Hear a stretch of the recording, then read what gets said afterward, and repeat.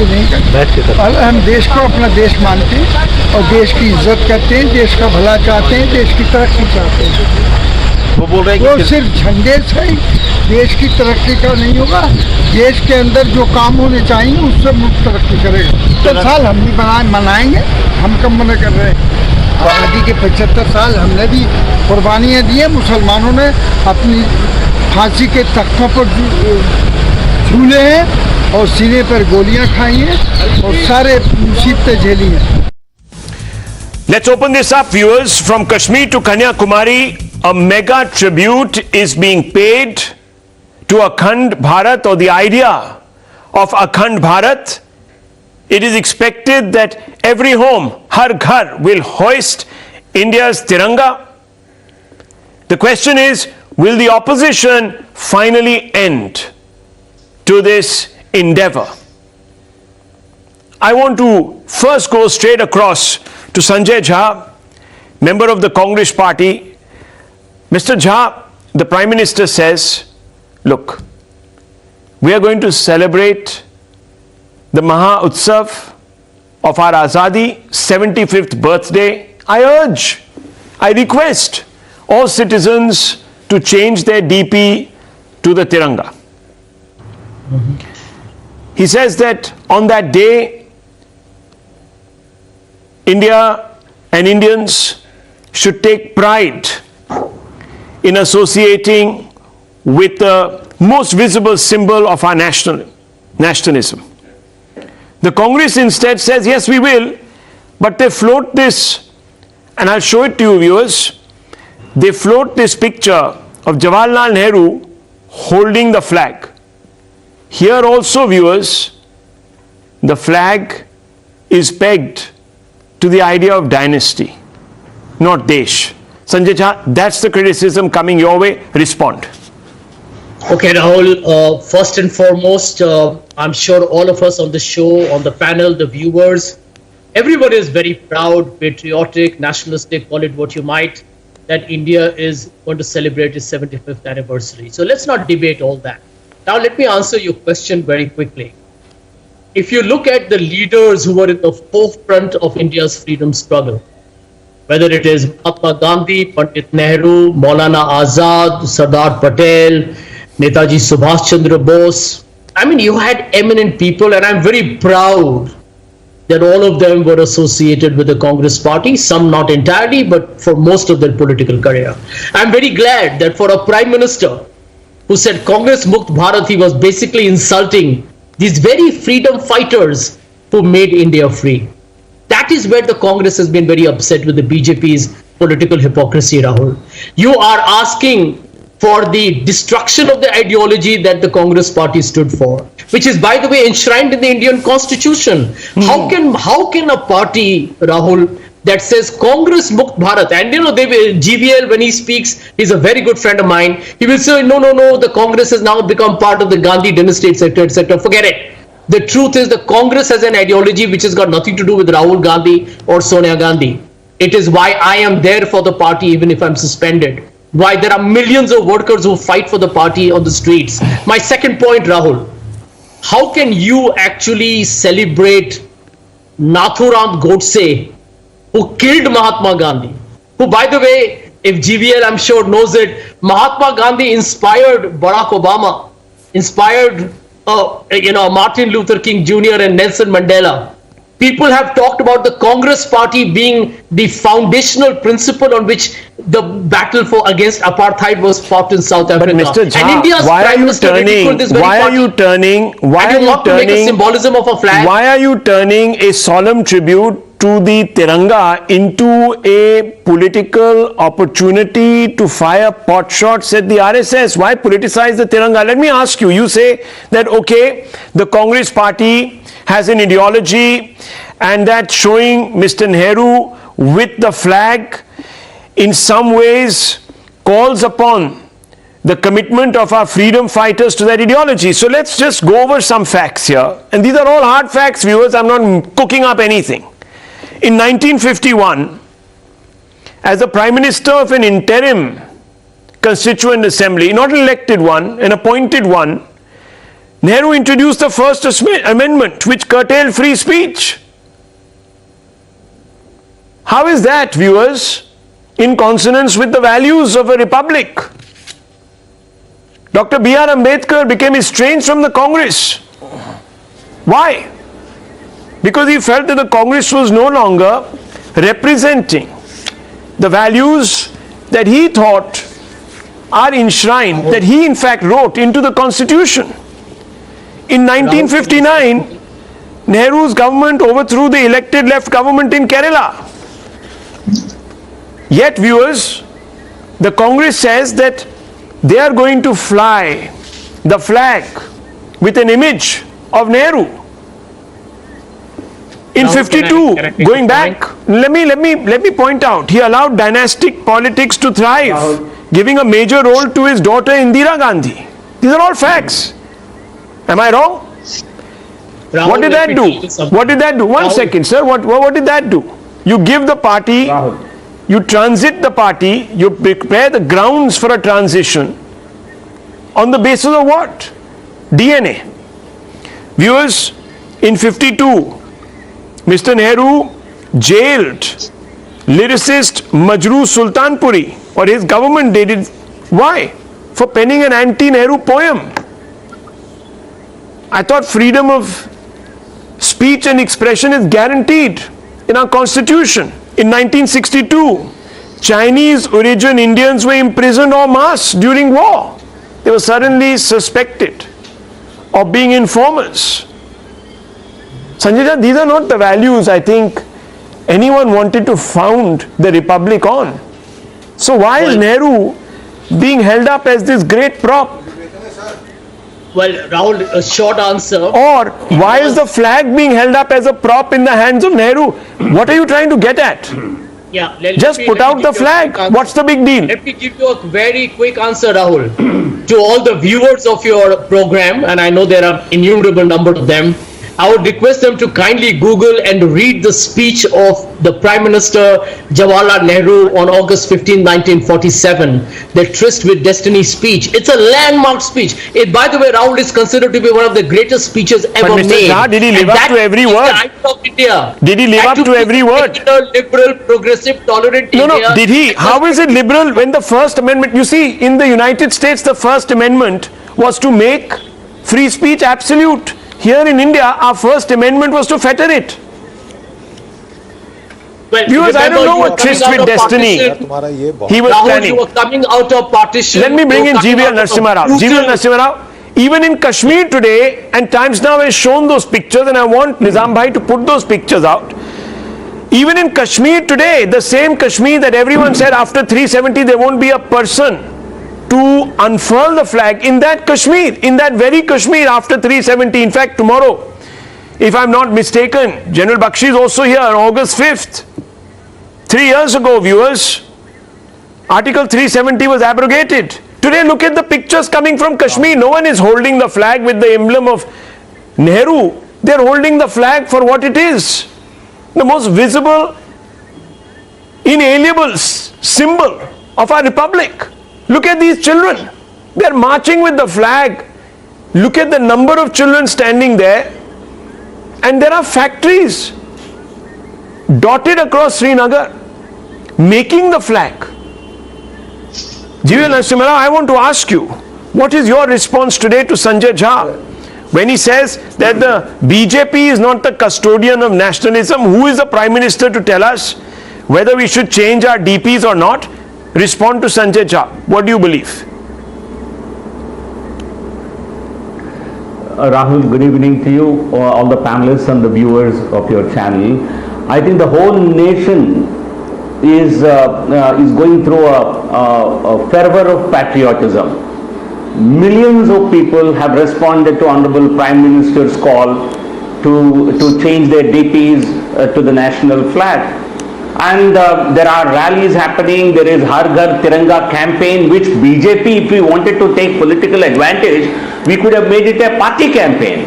But this is an official theme, official campaign of the government of India under the Azadi Ka Amrit Mahotsav banner. Why is the Congress party, because its political fortunes have dipped in the last few years or the last few decades, why is the Congress party turning anti-national? And why do they need to put dynasty over the nation? See, Jawaharlal Nehru holding the national flag could be an appropriate occasion any time, but today you want to tell the country that for us the dynasty comes first, nation comes later. That is where the flag, the family comes first, flag comes later. Only if the family holds the flag do we accept that particular kind of nationalism. This is highly objectionable, contemptuous. And now today you see this fervor. Why is the Congress party acting as a spoiler? What has the Prime Minister asked? Did he tell only the BJP cadres? He asked the entire country. And now look at the DP of my friend Sanjay Jha. I don't know, on the Twitter he has, I don't know if this is Rahul Gandhi's pity. This is his DP. Sanjay, I think it's your personal choice. I cannot comment. I can certainly comment on this. I don't know, are you showing any loyalty or is this your own pet? I don't know. But come on, at least this is your Congress says, the Congress says that when the RSS, which is the parent... mentioned something, let me answer him. 1 minute. Okay, answer. Let me answer him. GBL, please do not make mockery of my personal emotions. That was a 12-and-a-half-year dog who I think is better than many human beings I have known who died a year ago. Please do not make mockery of my family's emotions because we treated him like a child. Okay? Please don't get so disgusting and repugnant. That is the problem with the BJP. That when you stoop low, you become absolutely cheap, crude and vulgar. Don't do that. Don't do that. Don't play around with my emotions here. Okay? Sanjay, I just wanted to know if this is also some loyalty. Okay, if you are a lover of a pet, I'm not mocking it. You are saying the whole nation is accepting a DP. It's only an why can't you 1 minute. Other elements in the Congress party, one second, let me just come in here, gentlemen, let's not personalize this. Okay, GV Narasimha Rao, the Prime Minister has only urged people, 1 second. RSS could learn something from him. Okay, 1 second. Okay, the Prime Minister has only urged people to change their DPs. He hasn't ordered anyone to do so. There is no compulsion to do so. But I want to ask you, GV Narasimha Rao, because the Congress party, 1 second, the Congress party has come out and said that even the RSS has not changed its DP on its official Twitter handle.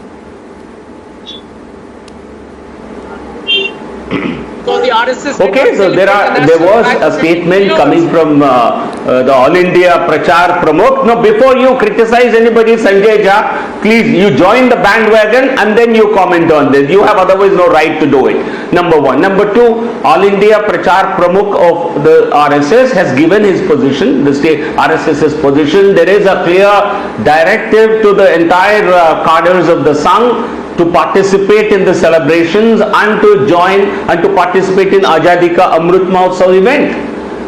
The Congress party, if you follow the Prime Minister's advice, then you have a right to question. You are promoting your family.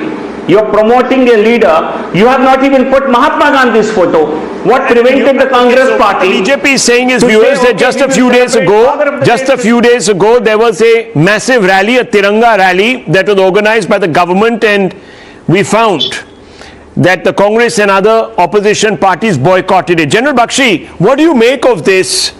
What do you make of this?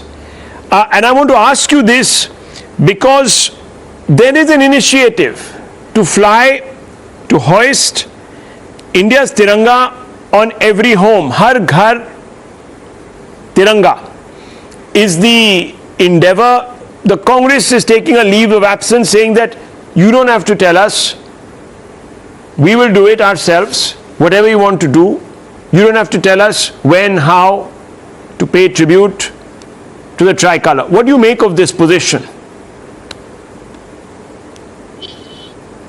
Look, Rahul, rituals tie us to our origins.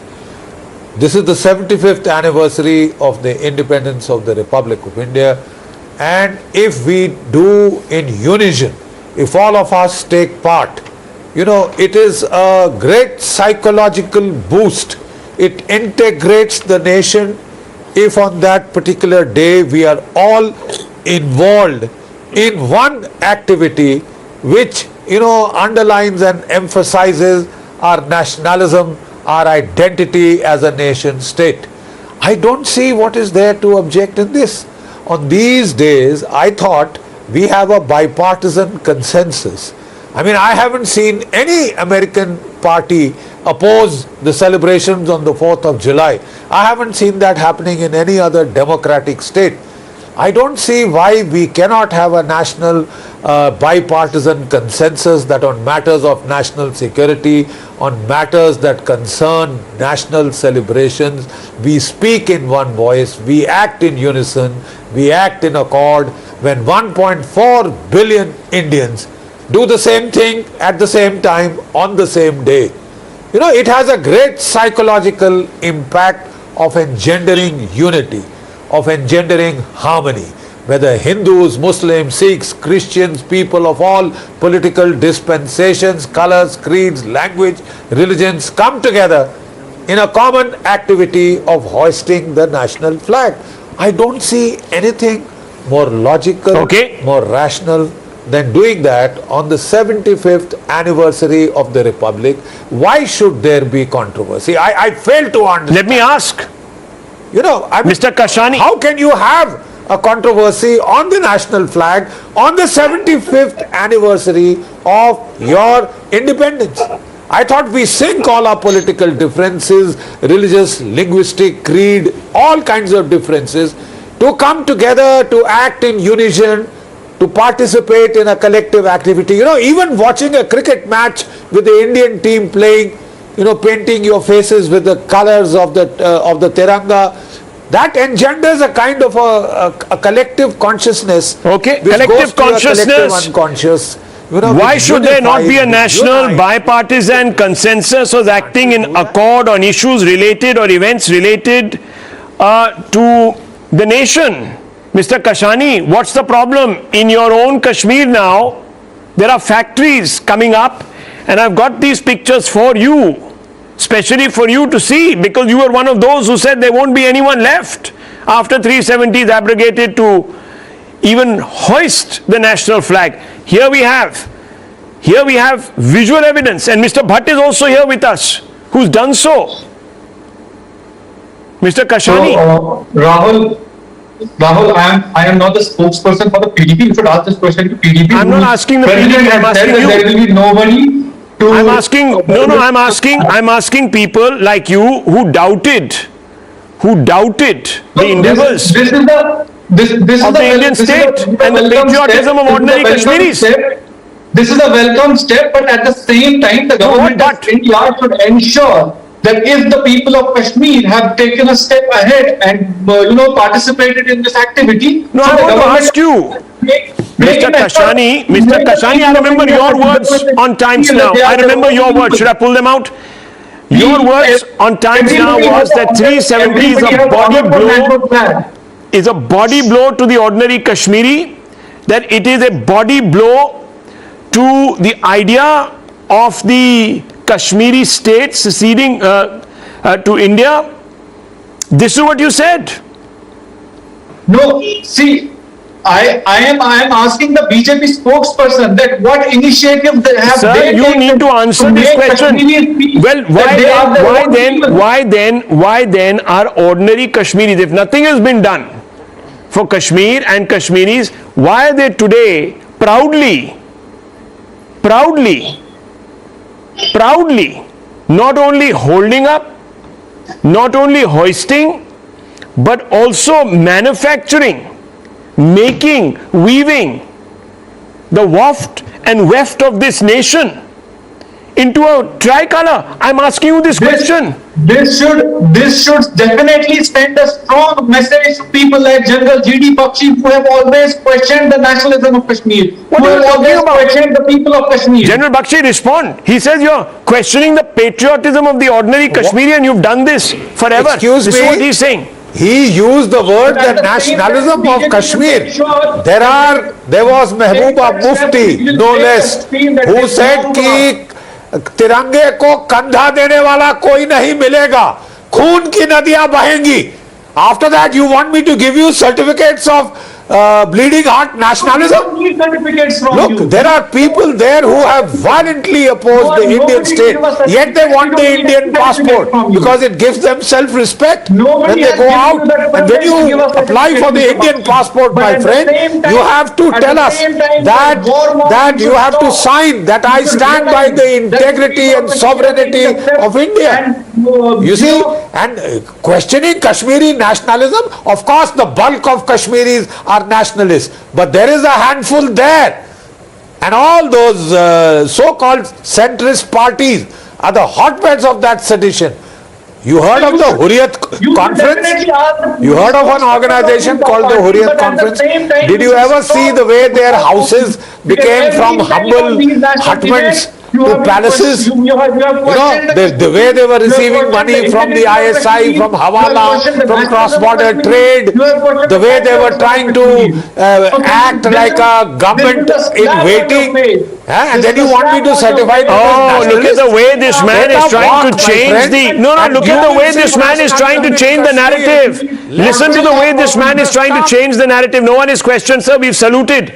We've saluted our Kashmiri brothers and sisters who've laid down their life in the service of this nation. Don't talk rubbish here. Don't talk rubbish here. It is people, sir.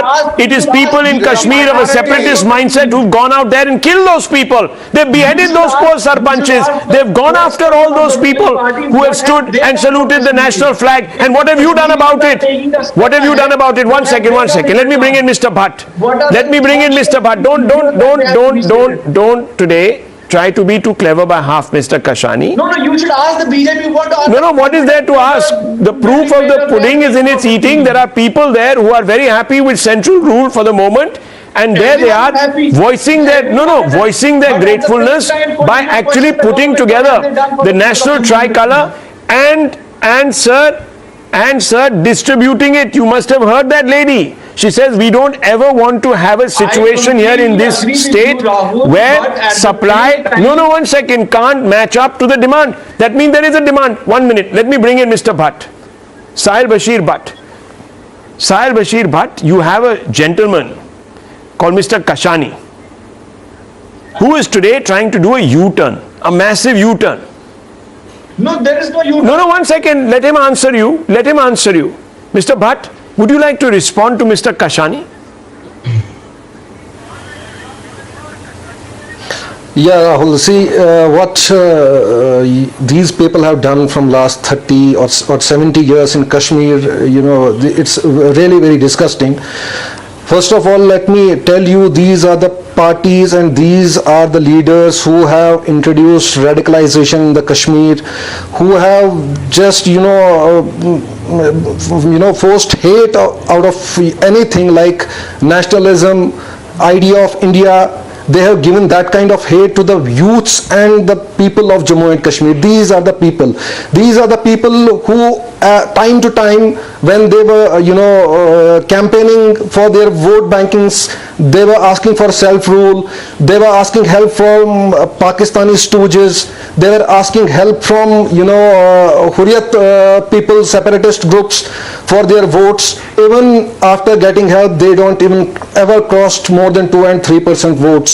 These people have been rejected by the people of Jammu and Kashmir. Recently, you must have witnessed and seen when the ULB elections were held, more than 37% of the people came out for the voting and they were nowhere counted in the list. And all the people, majority of the leaders who came out were new faces. We believe in the idea of India. We believe in the idea of one nation, one constitution and one flag. These are the persons who always play the controversies over the flag of Why are you heckling? I want to ask you a basic question. Mr. Kashani, answer this question. If you are true to the values of the Republic, I want to ask you, do you support the abrogation of Article 370? Yes or no? No, we don't. No, we don't. There you go, viewers. Anyone who wants to bridge the gap the psychological and the political gap between the value. No, 1 minute, you, 1 minute. Don't try to today, sir. I have asked you a direct question and you've said I reject the values of Indian Parliament. India's Parliament, 1 second, sir. India's Parliament. Do you respect India's Parliament, yes or no? Yes, we do. Well, if you do, then don't you know that Indian Parliament, 1 second, it's India's Parliament that resolved to scrap Article 370. Where's the debate? Where is the debate? Party leader told that party leader told that he is supporting Article 370. No one can bring back Article 370. These are the words. These are the words from the Apni party leader, Mr. Altaf Bukhari. Let Kashani know this. Mr. Kashani, your leader's voice, your leader's statement is that no one can bring back. GVL Narasimha Rao wants to come in also. GVL Narasimha Rao, yes. How can you? GVL Narasimha Rao. How can you cross? Yes. Rahul, all those who were misleading this country and the world, and after the abrogation of Article 370, people of Jammu and Kashmir have actually started experiencing the real freedom. All parties like PDP, Jammu Conference, in the name of Kashmiri nationalism, they have exploited them. They have corrupted the entire administration. And if there is one gift Honorable Prime Minister Narendra Modi has given to this country before 75th year of independence, it is the abrogation of Article 370. The Nehruvian blunder. What is a monumental blunder by Jawaharlal Nehru has been corrected. The first Prime Minister committed a huge monumental blunder, and Prime Minister Narendra Modi ji has set it right before 75th year. So salute the Prime Minister. Okay, gentlemen, 1 second. Let's not speak over each other. Samajwadi Party leader Sameer Singh is also here with us. Mr. Sameer Singh, I want to ask you, General Bakshi, who served in Kashmir, who has fought in Kashmir against those traitors who have undermined the Tiranga, sir, says, why can't there be bipartisan support for endeavors such as this? For an endeavor like Har Ghar Mein Tiranga. Why? Sameer Singh, I want to ask you. And while you are at it, also tell me, do you support the abrogation of Article 370, yes or no? Rahul, to answer your question, before answering your question, I'd just like to open my statement by saying that this moment, the 75th year of independence, is a moment of pride, not just for myself and my party, but for every citizen who considers themselves Indian and who believes in the idea of India, the democracy, the constitution, and anybody who says otherwise is actually disrespecting the Tiranga and the idea of India. Coming back to what you were saying, what your question was, Samajwadi Party has never, in fact, you must have heard that a statement that has come up recently, that Samajwadi Party is organizing a Tiranga, hoisting the Tiranga Abhiyan, which is supposed to come up begin from the 9th of August, which is the August Kranti movement of historic day. So, listen, we are not against the Tiranga. Nobody is against the Tiranga. Nobody is respecting the Tiranga. But the situation here is that if the central government or the BJP or the Prime Minister is conducting a campaign, then why is it necessary for every political leader to join the bandwagon? Because and when we do that, when we say that we have never been against viewers, this gentleman, no, hang on. Samajwadi Party spokesperson Sameer Singh, again, viewers, not presenting the full facts here. What are we celebrating on the 15th of August? General Bakshi, let me come to you with this question. What are we celebrating on the 15th of August if not the Akhandata of our country, the unity of our country? But the Samajwadi Party has a problem with Article 370's abrogation, viewers, which integrates Kashmir into the mainstream. Rahul, firstly, I thought a bipartisan support implies that the nation is far above any party. The sum total of all the parties also are a little less than the nation state. So on a very special occasion like the 75th anniversary, we sink our inter-party differences and we celebrate a national endeavor. What is wrong if every single, I would say if there are 1.4 billion Indian flags unfurled on the 75th anniversary of our independence? That's number one. Apropos the issue of Article 370, may I remind our people of what the framer of our constitution, the most respected Dr. Ambedkar had said. You know, Nehru had sent Sheikh Abdullah to Ambedkar Sahab to get Article 370 framed. Okay. He heard him out, and you know what he said? He said, you want the people of India to pay for your roads, your school, your bridges, your dams, your hospitals, and in return you want them to have no rights, etc., to buy property in Jammu and Kashmir. This is treachery. Okay. And I, as the law minister, will not do it. This is the framer of the constitution. Absolutely. Absolutely. Please hearken to these words. Absolutely. What we have removed is that anomaly, that blot upon our constitution. Samir Singh, your boss, Akhilesh Yadav. Your boss, Akhilesh Yadav, came out and said that rivers of blood will flow. I have his entire quote here, right in front of me. As Article 370 is abrogated. The integration is what we salute. The unity of this country is what we salute on Independence Day. And sir, you are trying to tell us that you want to run around with the Tiranga in your hand to prove some point. You are using the Tiranga as a political prop, and that is very, very sad. Very, very sad. Rahul, because if you had no problem, definitely not. No, did you all attend 2 days back the Tiranga Yatra in Parliament? Yes or no? Rahul, did every member, yes or no? Answer me yes or no. Parliament of the BJP Samir Singh Saab, answer me this question. Did you Rahul, not you can't just attend or did you attend? Force questions on you. No, we did not. Why? No, we did not. Why? And was it mandatory? When Parliament organizes a yatra, you have a problem with that. Don't you take oath on your constitution? Rahul, can you just give me 30 seconds to answer to your question? Go ahead. See, the Tiranga Yatra was a symbolic yatra which was organized by the Ministry of Culture, from what I know.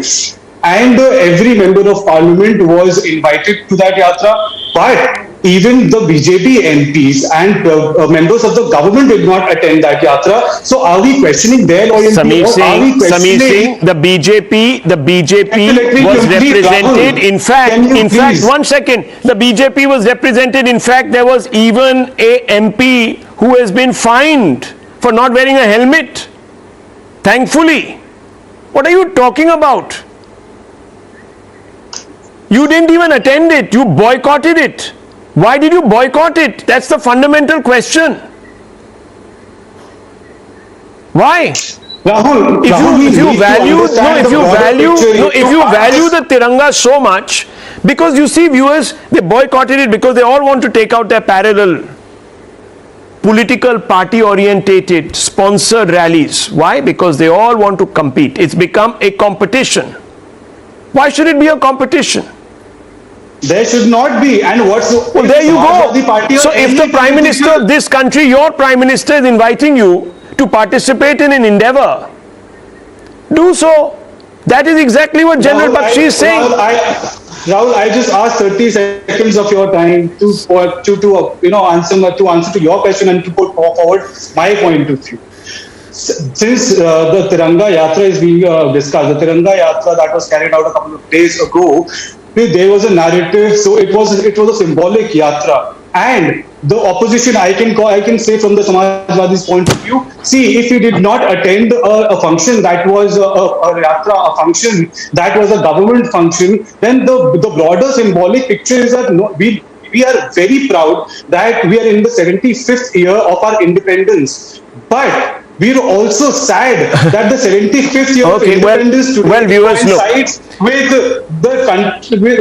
the country's situation. Sir, you can keep making. You see, if you want to turn Independence Day into a occasion to point score and find fault, then sir, it's your choice. I am only putting some questions out there. We've heard you. You have a problem with Article 370's abrogation, which facilitates the akhandata of this country, only increases it. You have a problem with joining. You have a problem with joining a Tiranga rally in Parliament because you believe that. In this country. Okay, well, sir. Our nationalism can be different from BJP's nationalism. Okay, what is, sir? How can there be a difference about? How can there be a difference from? No. How can there be a difference about holding and hoisting a national flag? I don't understand. The national flag is not a political party's flag. अरे भैया, भारत का झंडा है. Have you forgotten? So.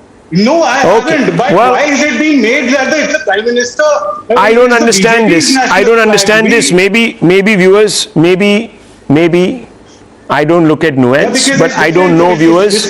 When it comes to the national flag, I thought that each stripe represents a value that we all subscribe to, irrespective of our caste, creed, political allegiance, and on that one day we suspend it all. Why? For the larger interest. You can go back to the trenches, you can fight each other the day after, but on that day, in fact, viewers, it's a national holiday, it's even a dry day to instill sober reflection on how our freedom is serving us to build a better India. Viewers, think about it. How can there be anyone who says that, oh, our version of nationalism is different? All we are talking about is holding up the national tricolor. Think about it, viewers. I'm going to move on. We are being told, and there's breaking news coming in, that in about 1 hour, Rahul Gandhi is going to be addressing a press conference, a press briefing. Why, viewers? Because perhaps the heat is getting to the Gandhis. I'm going to now talk about a story which will shock you. This organization, this platform was built to serve the nation. Now, viewers, in Congress hands, it's being reduced to serving liquor. This is how the legacy of our freedom fighters, the original stakeholders of National Herald, of the private limited company that was at one time controlling National Herald, is slowly being pawned for profit. Times Now SIT team did a status check on properties of the National Herald, now owned by Young Indian, which, viewers, is controlled with a majority stake by the Gandhi family. Although it is registered as a non-profit organization, Times Now will reveal how its properties are being leased out for commercial purposes. Remember, the Gandhis own 76% of the shares and own assets worth at least 122.5 crores as per estimates, and these are very conservative estimates. Instead of printing a newspaper which provided a platform in the good old days, viewers, to our freedom fighters to take on the British at concessional rates, these buildings are now selling clothes, hardware, and yes, liquor. That's right. See those visuals on your screens. I will take you through what is happening in different premises. In Lucknow, the Nehru Manzil building in Kaisar Bagh, which once housed the National Herald, shops are being rented, used as godowns. Beer shops are opening on AJL Associated Journals Limited premises. There's the visual evidence. Viewers, Herald House in Delhi, it's partly rented to the Passport Office and several other commercial establishments. The BJP claims that 87 lakhs per month of rent is being collected since 2011. Viewers, in Mumbai, 200 shops are running out of the premises that once housed the National Herald. In Panchkula, Chandigarh, there's little movement in the AGL office. We don't know how this legacy is being squandered. Viewers, let's open these questions out. I want to bring in Dr. Subramanian Swamy first. Dr. Swamy, you are an original petitioner in this case. I want to ask you, does the Associated Journal Limited renting out its properties constitute an illegality, sir, on the part of Young Indians, which is a company that is owned wholly, or at least in which the Gandhis have a majority stake of 76%? Dr. Swamy. Of course, the renting out of the one on the Bahadur Shah Zafar Marg, that's a clear illegality, because originally that land was given for printing a newspaper. It was given on concessional terms and for a newspaper only and nothing else.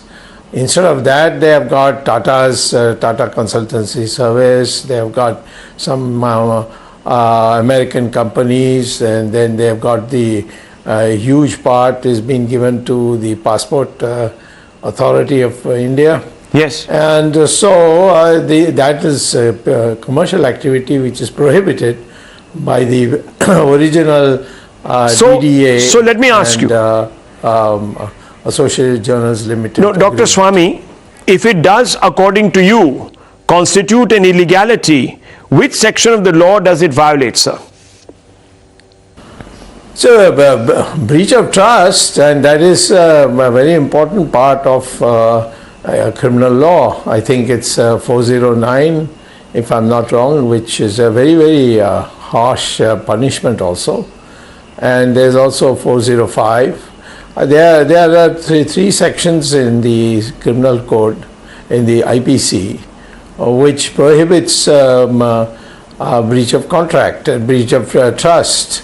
This is not a contract. It's a breach of trust, because the trust, it was based on giving it to the AJL for purely activity of printing a newspaper, which that's very interesting. Dr. Swamy, the Congress claims that the rent was used for the purpose of restarting the newspaper. Is this explanation valid, Dr. Swamy? Well, there is all the machines in that building have been ripped apart and sold second hand, and they have been printing their weekly National Herald newspaper in Indian Express printing press. Well, viewers, thank you, Dr. Swamy. Thank you for providing this perspective to us. This matter has, of course, also been commented upon by the courts. Thank you very much. Let's open this up, viewers. Very quickly, I want to go around the table. Sanjay Jha is there with us. GVL Narasimha Rao of the BJP are there with us. Ishkaran Bhandari also. Meeta Chakravarti. I don't know if I'll have time to come across to all of you, but Sanjay Jha, here is a shocking expose. Shocking expose. How do you react to this? I mean, the legacy of the freedom fighters is being exploited. This platform that was built to serve the nation now serves liquor to all of us. Platform for India's patriots is being pawned for profit. What's going on? Rahul, I'll give you a short answer because it is fair that everyone on the panel must get a chance to speak. Yeah. So I'll keep my answer very brief. Rahul, please understand this, that when the National Herald paper went bankrupt, it had terrible financial losses. Tell me, if you have real estate and it is not being used, you have an obligation to try and get some kind of a rate of return on it so that you can fulfill all your onerous liabilities, whether it's paying provident fund dues or delayed salaries or other borrowings. And that is the way any business is run. You had Dr. Swamy who came earlier and said that, that is wrong. But let me tell you, that is not an illegal act at all. In fact, that is, in my opinion, a financially prudent act. Let me give you a second example. I live in Mumbai, and when the textile mills went bankrupt, and the textile Sir, mills, there are very big difference between the textile mill. Just hear me out. When the textile mills went bankrupt, Rahul, you lived close to that area. The Times Now office is in that area. You have had swanky restaurants. You have had commercial offices. Sir, was that textile mill set up, sir, to serve a non-profitable cause? Yes or no? The company has not distributed dividend. There are Sir, no, one second. Hang on. What's the problem with National Herald making profit by renting out its properties? Now, let me tell you about Section 26 of the Companies Act that Dr. Swami was also talking about. GVL Narasimha, I want to bring you in on this. I just want to quickly apprise our viewers. Young Indians are registered as a not-for-profit company. It's been formed to promote art, science, religion, charity, etc. Didn't see any reference to serving liquor by renting out its premises. Apply its profits for income in promoting its objectives, promoting art, science, religion, charity, and of course, viewers, very, very importantly, to bring out the National Herald newspaper. It's not being brought out in its physical form. It is out. It is out as a digital product, sir. It's a digital as a digital product. They also publish a newspaper. As a digital product. Who employs? One second. Are you telling me, sir, that it runs? Listen, we know a little bit about this business. Are you telling me, sir, that the rent that you charge from all these buildings is inadequate to even run a small digital company? Mr. Jha, where is the excess money going? No, Rahul, can I? Rahul, let me tell you. Section 25 of the Companies Act prohibits payment of any dividends to its members. GVL Narasimha wants to come in on this point. There is no dividend, there is no money laundering, nothing at all. There is no corruption, they have no evidence. Rahul, the manner, the unscrupulous manner in which money is being raked into National Herald, into Young India through the National Herald, tells you why the family, why Gandhis were after taking over this company, why they were interested in taking over this so-called newspaper. Because they wanted to earn all this money by violation of the contractual agreements that National Herald has gone into. People were questioning as to why they are still holding on to these shares. Because they want to earn this money. They have made this a special purpose vehicle to earn hundreds of crores of money as rental income into a company which they alone can enjoy as private property. I think 4 editions of the National Herald. 4 editions of the National Herald are brought out. Are we to believe that each and every paisa that is earned from these commercial activities that are not supposed to be carried out under Section 25 of the Companies Act, that every single paisa is being used to run these editions? If that is the case, why isn't the Congress coming out and making this very clear in public by putting out the documents? What's the secrecy? It's already there in the public domain, Rahul. The balance sheet and P&L can be accessed by it's all in the public domain. Website. It's all in the public domain. When you ask those questions, the Congress says, oh well, we are using it. We are using it for these productive purposes. GVL Narasimha Rao, respond to that one. Where is the secrecy? I haven't productive purposes. I think all that the National Herald has been doing since 2008 is to only publish some web articles, which requires only 1 or 2 people to simply put together, copy, paste, and then create some web documents. Where is this hundreds of crores of money being earned through rents, commercial renting out to even beer bars and whatever? Where is that money going? And why, if the Gandhi family is not after this money, why were these shares not given away to Sanjay Jhas of the Congress? Why did they not split? Why That's did a valid point. Viewers, one second, let me just step in here because I need to end this show. If all it took to make National Herald solvent again was to rent out its assets. I'm sorry, Ms. Chakravarti, I've run out of time today. I told you that it may be difficult to take all of you people in. We came a little late to this debate.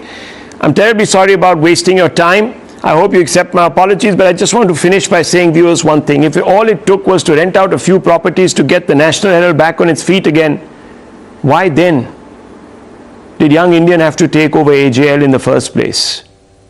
Why then was AJL taken over at the cost of dispensing with all its stakeholders? And who were these stakeholders? They were freedom fighters. Why did the Gandhis have to have a majority stake? Those are some fundamental questions, viewers. I'll leave it at that.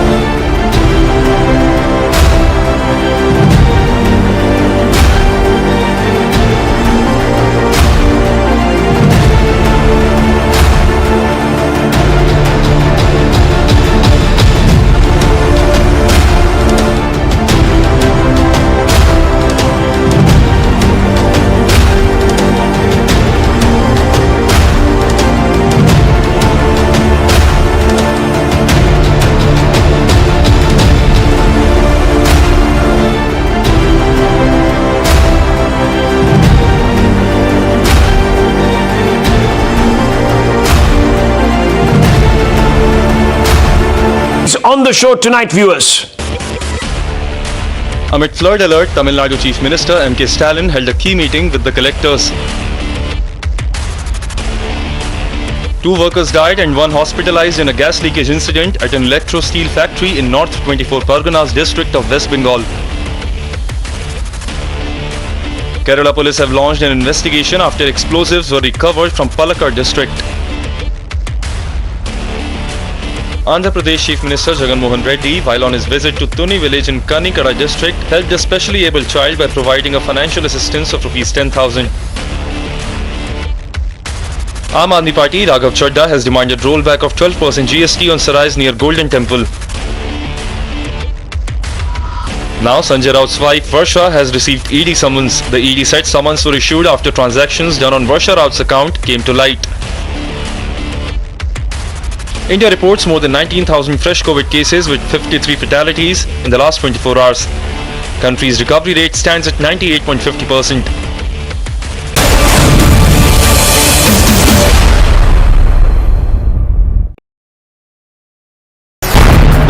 pressing issues, the most informed minds, free and fair exchange. Converse India with Rahul Shivshankar. 3-4 ತಲೆಮಾರುಗಳಿಗೆ ಆಗುವಷ್ಟನ್ನು ನಾವು ಮಾಡಿಕೊಟ್ಟಿದ್ದೇವೆ. ನೆಹರು, ಇಂದಿರಾ ಗಾಂಧಿ, ಸೋನಿಯಾ ಗಾಂಧಿ ಹೆಸರಲ್ಲಿ.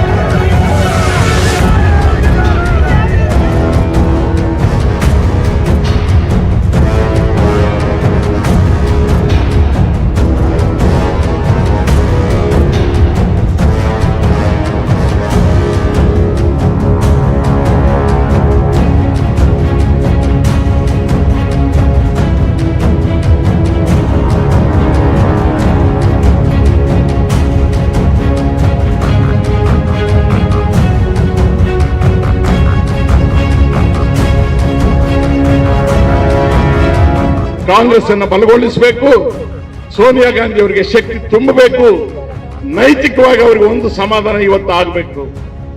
ನನಗೆ ಒಂದು summons ಕೊಟ್ಟಿದ್ದಕ್ಕೆ ಕಾಂಗ್ರೆಸ್ನ ಕಾರ್ಯಕರ್ತರು ದೇಶಾದ್ಯಂತ ನನ್ನ ಜೊತೆಗೆ ನಿಂತಿದ್ದಾರೆ.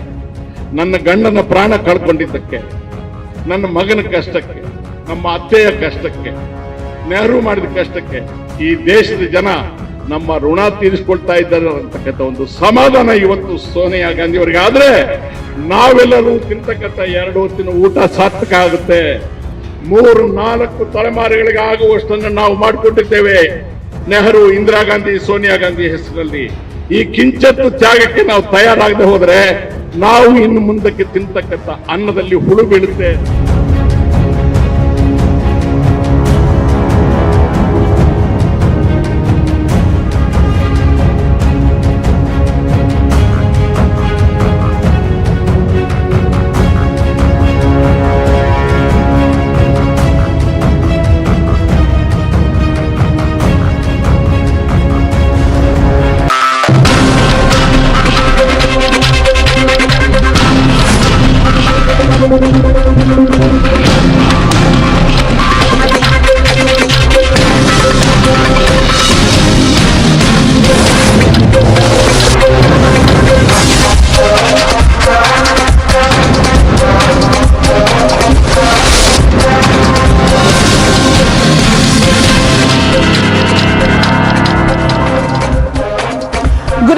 Ladies and gentlemen, the National Herald scam taint is going to be a tough one for the Congress party to wash off, or so it seems, with the ED now even looking at Hawala transactions.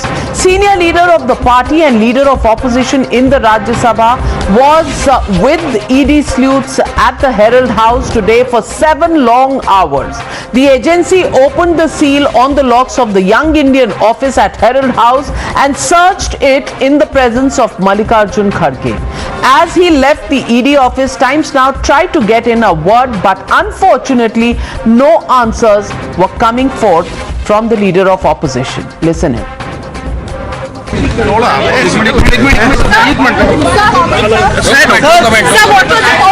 comment. I can't tell because it is investigation. Before investigation, I can't make.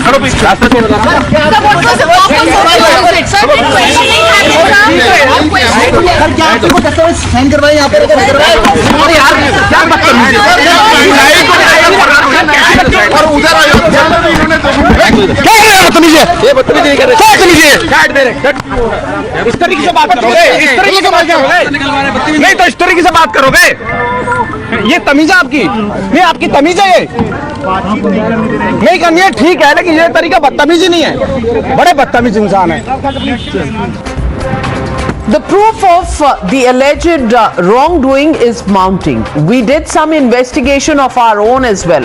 Across the country, properties of National Herald are now owned by Young India.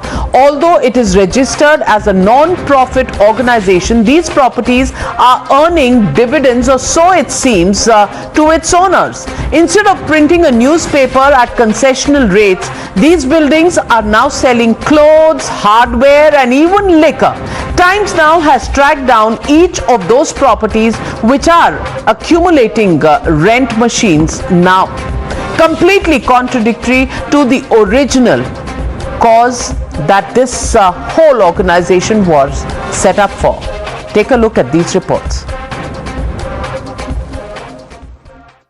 Well, I'm right outside the Nehru Manzil building, which earlier housed the National Herald office as well, the AJL office as well. But over the last several years, this entire complex is lying dilapidated with no maintenance. But interestingly, amongst the lot of shops that are opened here is also a beer shop, which seems to be running even now, while most of the other shops have been closed down. Now, right behind me is the building of the Herald House, which not only has the office of Associated Journal Limited, which is the publisher of National Herald newspaper, but also that of the Young Indian Private Limited, which relates to the Gandhi family. Now, it is the allegation by the BJP that since 2011, AGL has been receiving 87 lakh per month from Ministry of External Affairs, and also TCS service, 60 from Ministry of External Affairs and 27 of the rest from TCS. Right now we are reporting from one of the lavish and the posh areas of Mumbai, which is Bandra East, and here is the building which was supposed to have National Herald's office in Mumbai, but now is being used for commercial purposes. And in fact, Mahesh Katkam is showing you this entire premises where it is the land in Mumbai was given in the 90s, and the 7-8 story building has been now built in here. Top 2 floors are here on rent. But the Congress top brass is completely brazen. Rahul Gandhi not once but twice today said they're not scared of the Modi government. Bring it on, he said. Farak nahi padta. That's the tone Rahul Gandhi used. The Congress MP put up a brazen and defiant front, claiming nothing can stop them from raising their voice against the government. No answers about the questions that they face, just open display of defiance. ये सोचते हैं कि थोड़ा सा मतलब pressure डाल के हमें चुप कर देंगे, हम चुप नहीं होने वाले हैं। जो इस देश में नरेंद्र मोदी जी, अमित शाह जी कर रहे हैं लोकतंत्र के खिलाफ, उसके खिलाफ हम खड़े रहेंगे, चाहिए कुछ भी कर दें। सर कोई फर्क नहीं पड़ता, हम इंटिमिडेट नहीं होंगे, हम नरेंद्र मोदी से नहीं डरते हैं। समझ गए बात? कर लें जो करना है। मोदी से तो मैं मतलब बिल्कुल नहीं डरता हूँ। तो घर के बाहर में बैरिकेडिंग हुई है, उसको कैसे देखते हैं आप? और लगाएं और बैरिकेडिंग करें। और सर, आपको जिस तरह से कल AICC मुख्यालय को भी बैरिकेड किया गया, सच्चाई को बैरिकेड नहीं करा जा सकता। Now the Congress is cleverly trying to turn the tables on the central government, an attempt to shift the narrative towards the protest against price rise, unemployment and GST. Massive protests are planned for tomorrow, and party leaders are instructed to not raise misuse of ED charge. From gherawing the Prime Minister's house to the Rashtrapati Bhavan to Raj Bhavans across the states, the Congress is planning an all-out offensive. Now that's the Congress's story. Before Times Now and I are accused of an agenda against the grand old party, let me tell you, ladies and gentlemen, that my only agenda is against corruption and raising the question of, is it lies that is being brought out by the agencies? And in this series, let's put out another document. Then I want to bring to your attention that in West Bengal teachers recruitment scam, the Trinamool Congress said they don't know who Arpita Mukherjee is, and the cash that was found at her house has nothing to do with the TMC Minister Parth Chatterjee. Well, the TMC may not be now able to completely distance itself from Arpita Mukherjee, but also Partha Chatterjee now. The connection is there in black and white. On your screens is the insurance policy of Arpita Mukherjee. You can see clearly that this LIC policy of 50,000 rupee premium for a 2.5 lakh rupee policy is in the name of Arpita Mukherjee. But the most interesting part is the man who is named as the nominee in the policy. It's Partha Chatterjee. And the most shocking part is that this policy was drawn on March 23rd, 10 years ago, in 2012. That means that this partnership has been going on for over a decade. Could the Partha-Arpita duo have continued with this association for over 10 years without anyone in the Trinamool Congress knowing? Did he manage to hoodwink his own government and party despite being the number 2 in the party for years together? Well, the response from the Trinamool Congress to anything related to Partha and the scam is that we have taken action. So that brings me to the legitimate question on the Newshour tonight. Is this dharna and defiance to evade the law? Can this hide the truth? That's the question. And Herald House expose. That's the hashtag and the debate coming up. You're watching the Newshour at 9. Debate number 1 on Times Now. Super Prime Time.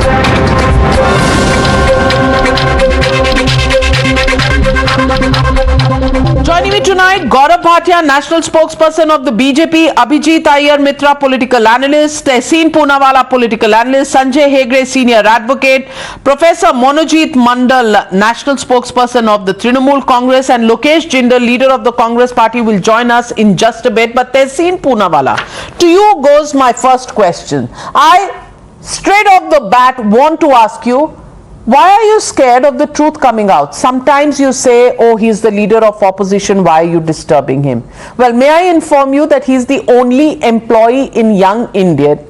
He's the CEO. There is no employee below him. He's the CEO of I don't know which organization where there is no other employee. So if the premises have to be searched, they have to be searched in an employee's presence. So the ED reached out to him.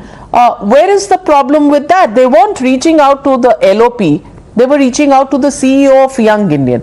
Question number 1. And question number 2, I'm glad Rahul Gandhi is not scared of anybody. But can you please explain to our viewers tonight, what is the answer for running beer shops in the Herald House in Lucknow?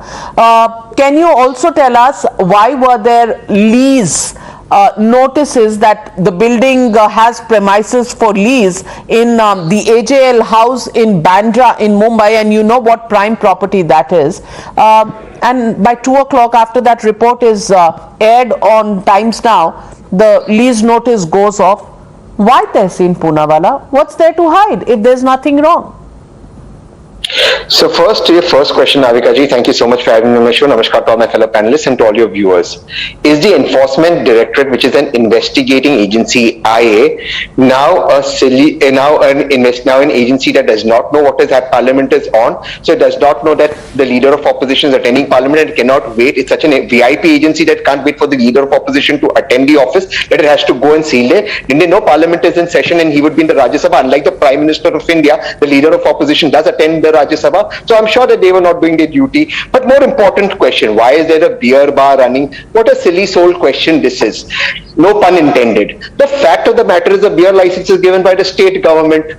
This is a building owned by the union government. If there is some illegality, kindly direct this question to the state government or the union government. If somebody is taken illegal possession of some property there, the state government, which has law and order, should answer that question. The question is, if there is rent coming, is it against the objectives of the company? As long as it's within the objectives of the company, that remains fine. How is that an illegality? But here is the fact. हित वचन नहीं तूने माना, लोकतंत्र का मूल्य न पहचाना, तो ले मैं भी अब जाता हूं अंतिम संकल्प संकल्प सुनाता हूं, याचना नहीं, अब लोकतांत्रिक रन होगा, जीवन जय या तो फिर मरण होगा. We are not going to get scared of the BJP. Nobody gets scared of them. There will be a political battle because this is a political war that they want. Gaurav Bhatia, is it a run, yudh, or is it a run that the Congress is doing because they're not answering the question on why are there beer shops that have opened up in Herald House? They're not asking the question on where is the rental income from all these buildings going? How have shops been sold in premises of Herald House, which is actually a property that was leased out to a newspaper organization? No answers on that, but of course there is a lot they have to say about the murder of democracy because the leader of opposition has been summoned in the middle of a parliament session. Respond, Gaurav Bhatia. Navika, I've heard around 6 press conferences of the senior most Congress leaders. Today also the Bharatiya Janata Party posed some very important questions to Sonia Gandhi and Rahul Gandhi. But do you know the responses so far have been, Parliament is in session, so therefore why was Mr. Kharge summoned? Is there any law? If there is one in Italy called the Italian Procedure Code which the Gandhi Parivar follows, then please excuse my ignorance. But the Criminal Procedure Code does not bar the investigating agency from summoning a member of Parliament while the Parliament is in session. Second, is it not right to ask that when Rahul Gandhi and Sonia Gandhi moved the Supreme Court and the High Court and they have been deprived of the relief of quashing of all the proceedings, are they right in then targeting an investigating agency, the ED in this case, by calling it names, idiot, calling it paltu? I think the answer is known by all citizens, but the idiot of the Congress party does not understand that. Third, very importantly, let's not get unparliamentary. Navika, tell me if you have 2,000 let's not use rupees. Unparliamentary language towards people who are not here to defend themselves. That's not fair. That's not fair. So let's not use that word. Okay, now then, Navika, as a citizen I ask you, was the ED there to defend itself when it was called idiot and paltu? Which is a statutory body, well, they said which it on deserves the respect, they said which it is on doing the streets of commendable Delhi. work. Who was monitoring them? So I don't know. I don't hold a brief for them. But on my show, we'll be civil. So that is why we will be civil and we will address each other with a degree of some respect. Gaurav Bhatia, I can only plead that let's follow Navika, that. yes. Allow me a right to... No, I will honor your request also, Navika. But I would like... You are a very eminent journalist, and if you request, then I will yield to it. But I would only say respect begets respect. You have to respect the agencies, the elected Prime Minister, whom you called Chaukidar Chor hai, then later apologized in the Supreme Court. My point is as simple as that. But that takes me to the next point. Navika, today, rather than coming out and just answering the questions that have been posed, they are trying to say it is a case of political vendetta, and if it was, and my colleague at the bar Sanjay ji is here, Bhajan Lal case spells out that this is a valid ground for quashing the proceedings. They have not got that relief. So we have to believe in the courts of the country, and it is a very sad way of operations that they have this habit of indulging in deeds of illegality, money laundering and corruption, and when they are asked questions, they start targeting the investigating agency. This is not acceptable. Last but not the least, I would say, this is one question that Tehseen should endeavor to answer. How is it that without paying a single rupee from their pocket, Rahul Gandhi and Sonia Gandhi, who have a controlling stake of 76%, became owners of property worth 2,000 crore? And let me say it very clearly, the loan amount was 90 crore, there were assets worth 2,000 crore.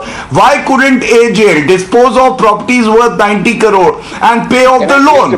But the reason is very simple, they wanted to personally benefit from the transaction, and now they are caught red-handed with their hand in the cookie jar. Well, let me get in Lokesh Jindal. I know Tehseen you want to come into it, but let me get everybody into the debate and I'll give you one line. Okay, one line. It's a request. All right. Thank you, Gaurav, for that question. Thank you. I was hoping you asked that question. Ma'am, I'll just take 30 seconds. Was the question paper leaked? No. Gaurav is such an erudite lawyer, somebody I respect, but if only Gaurav would have read the first paragraph of AGL's objectives and the first paragraph of Young Indians' objectives. The first paragraph, not second, third, what you would have said, Gaurav, that the properties of AGL cannot be transferred to Young Indian for two reasons. One, Young Indian is a Section 25 not-for-profit company, so directors can't even take money on. But more importantly, these properties, including the one Navika ji is showing, are government properties and lease. You can't sell them, Gaurav. So why are they selling? My friend, and that's a question I want to ask. You know, that's not a question for Gaurav to answer. That's a question for Mr. Lokesh Jindal to answer. How is beer being sold in a building that belongs to National Herald or AJL or Young Indian or whatever? Beer. And those visuals are on the screen. I can show you beer being sold there. I don't know if there are other alcoholic drinks also being sold there, but definitely a beer board there. लिखा हुआ है beer की दुकान. Now apart from that there are other hardware shops which have been sold out, and the man who owns that hardware shop says हमने Herald house से नहीं लिया, हमने यंग इंडियन से नहीं लिया, हमने किसी आरोही बिल्डर से लिया है, which means sale and purchase of property is happening in that building. Lease notices put at the Bandra building of AJL, which is still called AJL House. And you can see a JSW board out there. Obviously, private companies have leased that accommodation. So I'm asking you, Mr. Lokesh Jindal, no newspaper which shut down in 2008, but merrily commercial and real estate and of course beer business flourishing in these buildings. Who's supposed to answer this? First of all, when we are talking about ED as an investigative agency, it confines itself only to Prevention of Money Laundering Act. Now, when you are talking about source of income and the tax not being paid, it's the income tax issue, which is a completely different matter altogether. Now, the point of the debate has been that why is ED correct in seizing properties and holding the Gandhi family responsible for acquiring the AJL? Then let me tell you, Young Indian as well as AJL, both of them were not-for-profit companies. So you cannot expect a commercial bank to lend loan in this particular transaction. So accordingly, an unsecured loan was taken from Dotex Merchandise. And getting an unsecured loan is nowhere a criminal offense, anywhere in the Companies Act or any form of a transaction, financial transaction as a whole. And after that transaction was undertaken, we already know that AJL was indebted by an amount of 90 crore rupees. And subsequently, the loan was also taken by the Young Indian Limited. The point is, ma'am, that if we are saying that Young Indian Limited acquired the properties worth 5,000 crores, so let me tell you, nowhere was the transfer of property has given effect to. Nowhere has the registry been done. Nowhere has the property transaction undertaken. On what basis, when there was no money trail happening, when there was no fraudulent transaction, when there was no crime undertaken, can you say that there was a proceed of crime, there was money laundering? It's a complete clear case altogether. And when you're talking about valuation, then let me tell you, recently the government, it had sold Central Electronics Limited to Nandal Finance, a company which was more than 1,000 crore, was sold at 210 crore to Nandal Finance because the directors of Nandal Finance were close to the BJP houses altogether. And ED, which should have been investigating Lalit Modi, who was given a umbrella protection by Sushma Swaraj and who should have been running after Vijay Mallya, is right now only indulging into giving political benefits to the ruling party. May I stop you here before you make allegations? Just like I stopped Mr. Gaurav Bhatia, if you're going to make allegations about late Mrs. Sushma Swaraj, just hold it for now. These people, neither is Rahul Gandhi in the studio to respond to any statements made on him, and nor is Sushma Swaraj. So can we just keep these individuals out of the debate with due respect to both these individuals? Thank you. But I take your point and the explanation. My simple question that goes out to Abhijit Iyer Mitra. Abhijit Iyer Mitra, chapter and verse has been read out on how the ED really does not have a reason to investigate Herald House. How come they haven't got any relief from the courts? Do you think the courts are also working at the behest of the Modi Sarkar and the Enforcement Directorate? Navika, if you remember just this week or the week before, the Supreme Court of India set aside the incarceration of a person who had incited riots that killed about a dozen, claiming that inciting riots is journalism. Now, I don't know how this comes as a sold out judiciary. Clearly, our judiciary is independent because they have said a lot of things in the last month which the BJP supporters and the right wing have gone completely irate about. Now, if you accept that they give good judgments in certain cases and the left love these judgments, so clearly good judgment according to them, how is it that they are not willing to give it in this particular case? Number one. Number two, do you remember how when Indira Gandhi was sentenced to jail by Parliament, that was the turning moment of the emergency. The post-emergency, the Janta Sarkar. Because that is when she gained maximum sympathy, because the Indian people have a fundamental sense of what is right and wrong. Now, what is your problem with an investigation? They are not arresting. They are simply coming. They are looking at documents. They are picking up documents. They are assessing all the things, and the case will be made in court. You have your day in court. They believe that a crime has been committed. You believe a crime is not committed. Why are you even against an investigation? An investigation is a great political asset for the Congress party, which they can exploit. This is a much more coherent platform for them to campaign about and gain sympathy than all their political sloganeering over the last 8 years has been flop after flop after flop. The BJP is literally giving you a gift, and I think this is the first time I have seen a political party that does not want a great gift. If you are innocent, then prove it in court. Are you being arrested? No. You are being questioned. What is wrong in getting questioned? Is there anything illegal about questioning? Well, that's an important point, and let me take that question to Sanjay Hegde. Sanjay Hegde, I am not a person of law, but I want to ask you, when there is a charitable institution or a no-profit, no-loss company under Section 25, is renting out of these properties a violation of the Companies Act? Should they be taking rental income, and where is it going? Is it not a subject matter of investigation on where this income is going? And the fact that there is a political party which has got a tax-free status, because political parties do not pay taxes, they give loans to a company, then because that loan is not repaid despite the fact that they own so much of real estate, they sell the loan and the company to somebody else, and those shareholders get all the properties of whatever 1,000, 2,000 crores. Get control over. Yes, so ownership to them. Shouldn't questions be asked? How sale is happening? How rentals are happening? Let me answer it. Questions can be asked in kingdom come, but the point simply is this: a no-profit, not-for-profit company does not mean a not-for-income company.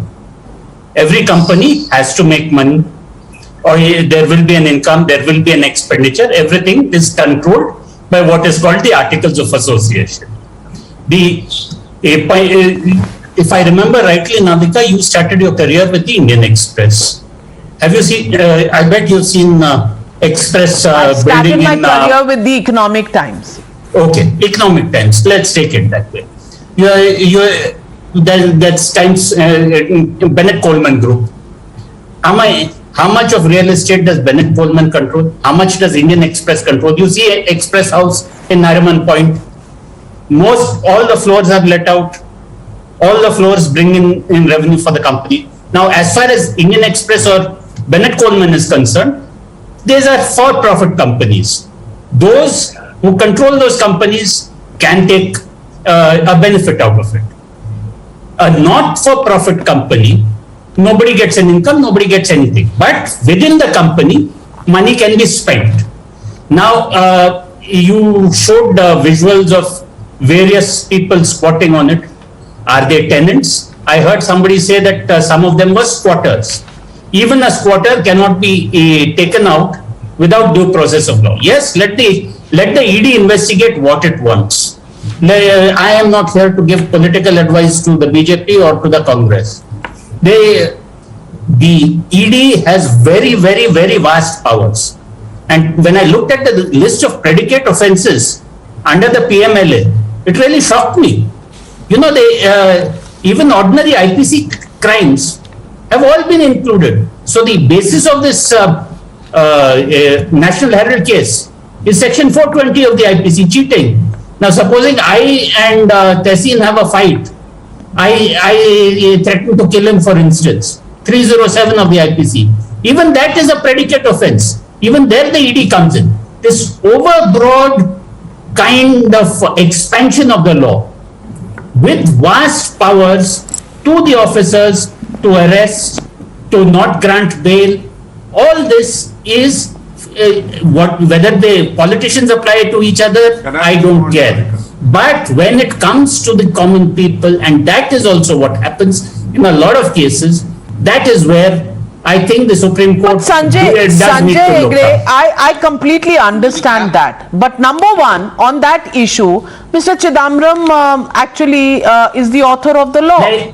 Let me put it this way. And the law was made in the Vajpayee time. It is Mr. Chidambaram who actually enacted it and notified it in 2005. Yes, so why is the Congress crying foul today? Number one. And number two, even the law as it exists today was challenged 242 petitions, and poetic justice was that Mr. Chidambaram's son Karti Chidambaram, a Congress MP, had challenged this in court, and you've read the order of the court in that. Yes, I've read the judgment. Now, till that judgment is, challenged again, and there is a new judgment.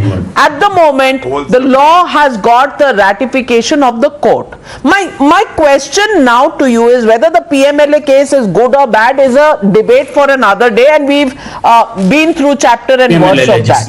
I only want to ask you right now that the Congress party has gone against the action against them, in this case to court. The courts haven't given relief. So, is the ED all right? Is it okay to investigate the matter? Yes or no? It's a simple question. See, the Congress, if I remember rightly, went to court after the first complaint was filed, saying quash it. This was within the realm of the criminal law, the ordinary criminal law. The ED comes in much later. Now the Congress has chosen not to ask for a quashing. It has also chosen to let this go on. My real problem is that between this tutu meh, nothing really seems to be getting done in Parliament. Nobody is talking about arresting price rise. Your worry is about the Parliament. And Abhijit Iyer Mitra, I want to ask you. The Congress is not seeking quashing. Why? Because prima facie, the courts have already said that there is a case. Prima facie, there is a case, and they've applied 409 and 420 IPC in these cases. And they've said that investigation should happen. Also, the matter has gone on the income tax front to the Income Tax Appellate Tribunal, challenged in courts, high courts, 2 benches, and still not got a relief for the Congress party. So why are they crying injustice? Why are they crying that this is vendetta? See, Navika, I think Sanjay nailed it on the head. He said very clearly that it is a not-for-profit company. The entire case revolves around the fact that if you are a not-for-profit company, What was all the profit going towards? You were earning so much money for so long. Where was the money going if you are not running anything about it? A not-for-profit has to have the balance sheet at the end. It has to have spent all the money. That is the point of a not-for-profit company. So where was the money going? So Sanjay Hegde has nailed it. It keeps coming back to the same point, which is why the Supreme Court, everybody has held that there is a prima facie case out here. National Herald wasn't operating. Nothing was happening. There was rent coming in. But you ran a not-for-profit company with so much profit coming from rent with absolutely no expenditure. And one employee in Young Indian, who is the CEO of the company, Mr. Mallikarjun Kharge, or so say the Enforcement Directorate, which is looking at the documents. They say there is one employee who's the CEO. There is no other employee. So perforce, Mr. Kharge had to be called so that the searches could take place in his presence. That is the Herald matter so far. Now let me get in Monojit Mandal and let's look at this case of the Trinamool Congress minister, Mr. Parth Chatterjee. So far the defense of the Trinamool Congress has been that those truckloads of cash that were found, 22 crore one day, 29 crore one day, some foreign exchange and lots of gold. Now they say that it was found in Arpita's house, and Arpita Mukherjee is nothing to do with the Trinamool Congress. It's nothing to do, because they even said this, कि पार्था चैटर्जी के घर में तो नहीं मिला ना. It was in Arpita Mukherjee's house, not in Partha Chatterjee's house. Now today for the first time there is a relationship that comes out in black and white.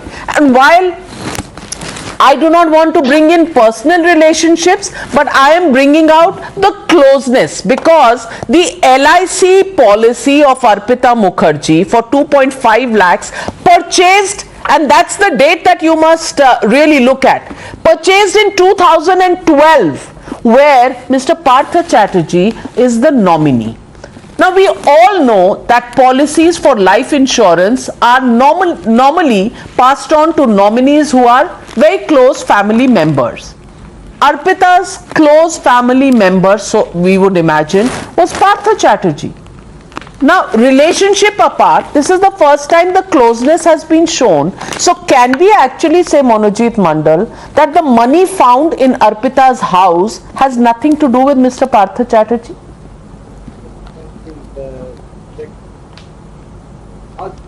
I think you're on mute. I can't hear you. No, I'm not on mute. Okay, I can hear you now. No, first of all, would you please correct yourself? Partha Chatterjee is not a Trinamool minister. He was in Trinamool minister. He was in the party. And the money was found when he was the minister. So yeah. The money association with Partha Chatterjee is the question I'm asking. The money was found when he was a minister. Let me and the policy was found, also I presume when he was the minister. Logic to be true, by the same logic, the money which was looted by 3-4 persons, public money, your money, my money, 25,000 crores, the banks were dismantled because of that. It happened under the nose of the Prime Minister. So the Prime Minister should also be held accountable for, these banks getting dismantled, the money getting siphoned off the country, 25,000 crores. Or would you say that just because these monies changed hands in the dark of the night, in the dumbest smoke of hell, behind the back of the nation, since the money is not being shown, this was not money. The fact remains that if someone is having a LIC policy or having a company, how the party or the government should be held accountable? It's in his individual capacity. He is having a LIC policy or a company. Then if at all you need to blame someone, you need to blame the central government, the LIC agencies, LIC company, or the registers of company. What kind of a funny argument is this? See, he has made some policies. He has owned some companies. These are matters of the central government. And for your kind information, madam, the case came to the light only in the last 3-4 months after the deliverance of the judgment by the Calcutta High Court. That precisely in the month of May. And thereafter, so then, if the case came to light after the Calcutta High Court judgment, then why are you saying that the Modi Sarkar is going after you? Why are you saying that they are unnecessarily going after opposition parties? You're contradicting yourself, Mr. Monojit Mandal. I'll answer. If Mr. Partha Chatterjee is guilty of any crime, punish him, probe and punish him. But equally, you punish Subhendu Adhikari. There is a case against him. Again, that's under the direction of the Supreme Court. He is charged of Narada, and that there is an allegation of corruption in Sharada cases as well. Both the cases are happening under. Gaurav Bhatia respond. Gaurav Bhatia respond to Monojit Mandal's charge. For the opposition, you have singularly targeted opposition, especially Trinamool Congress, Mamta Di, a family, Abhishek Banerjee, his wife. And not a single BJP leader, irrespective of the fact that. Gaurav Bhatia respond. Respond, Mr. Gaurav Bhatia. I get only 1 minute. I've been waiting for 30 minutes. I should get at least 1 minute. Navika, please allow me to make my point. Ask him to be quiet so that I can respond. Yes, respond, Gaurav Bhatia. Thank you. So let me first respond. First, let me respond to parties like the Congress, TMC, AAP, and also Uddhav Shiv Sena. Look at their hypocrisy, Navika. When TMC and AAP leaders are arrested, then even the Congress party says ED has done a good job. There should be no money laundering and corruption. But when there is action against Sanjay Raut, whose ED custody has been extended today by the court, saying the ED is doing remarkable work, they say that Sonia Gandhi, Rahul Gandhi and Sanjay Raut are being targeted. The same ED, but it is good when opponents are targeted when it suits the Congress. It is bad when Sonia Gandhi and Rahul Gandhi are also told you are also like an ordinary citizen. My second point, you were making a point about people not being there to defend themselves. Is Motilal Vora there to defend himself? And that too when he served the Gandhi Parivar which has 76% stake, but now they ठीकरा फोड़ा जा रहा है मोतीलाल वोरा पे. So is that right? You know, morally leave that apart. Legally also I'm saying controlling stake is with Sonia Gandhi and Rahul Gandhi. Now let me come to the TMC. TMC forgets very conveniently Partha Chatterjee not so long ago was a number 2 minister in Mamta Banerjee's government. Now collective responsibility and being the head of the state government, Mamta Banerjee should answer all these questions. After the corruption and money laundering took place, now can Mamta be absolved of her responsibility because the minister has resigned? Please do not speak in between. Please. Navika, this is unfair. This is unfair. Okay, let Gaurav Bhatia ask his question. This you is can unfair. respond after that, Monojit Mandal. Let Gaurav Bhatia make his point and then you can respond. I'll give you time to rebut. Yes, Mr. Bhatia. Yes. The second point which needs to be kept in mind is Arpita Mukherjee herself said that money used to go to the top. So there is only one person above Partha and that is Mamta Banerjee. Third, what was the state police doing till now? So the state police cannot catch the corrupt, cannot put them behind bars. That means there is complicit committing of a crime. Fourth, High Court ordered the CBI, Navika. But what was Mamta Banerjee doing for the last 6-7 years? What was she doing? This scam was taking place when these people talk about jobs and employment. And here, people are paying because they want a job and ministers are collecting money on behalf of Mamta Banerjee as it seems. And last but not the least, let me tell this gentleman who's representing Manojit ji. Manojit bhai, ये मुकुल रॉय को तो आपने ले लिया. मुकुल रॉय को कौन सी laundry machine में wash किया? Because the BJP government was there in power and Mukul Roy, while he was in BJP, was interrogated by the CBI. But he faces a charge sheet and he is in TMC now. तो laundry machine में धो दिया आप क्या? अब बताइए. Monojit, 30 seconds. No, too short a time for the part. Nevertheless, I'll take it. You know, Hemanta Biswa Sharma, when he was in, Congress, he's also charged of... अरे आप गोलपोस्ट बदल दिया, मुकुल रॉय पे जवाब दीजिए ना. I'll tell Mukul you. Roy. Now you're disturbing. Now you're Mukul Roy. about courtesy. Don't disturb me. नहीं, tell me about Mukul Roy. बाकी छोड़िए अभी. पहले Mukul Roy पे बात करते हैं. I answered your question when I told you it was the CBI under the BJP government that has interrogated him. You have taken him now. कौन सी laundry machine है? Well, look at Navika. What is this? Nobody is answering any questions, Monojit. The question always is diverted. I did answer, Navika. Nobody wants to answer a question. Corruption takes place, no answer. I did answer. You've been raising your hand. 10 seconds to you. That's not right. And that's all right. Shubhendu Adhikari is a corrupt person. That's all right for you. He's the leader of the opposition. And Mukul Roy is in political NRC. We don't know where he is. Well, 1 minute. Tehseen, can't hear you. Are you mute? Yes. No, I'm not. Yeah, can you hear me now? Yes. Go on. Yes. My friend Gaurav Bhatia and all BJP spokespersons on every news channel say the Gandhis have been the blame of Motilal Vora. Now, as far as I know, and you know, Navika, the ED interrogation is a confidential one.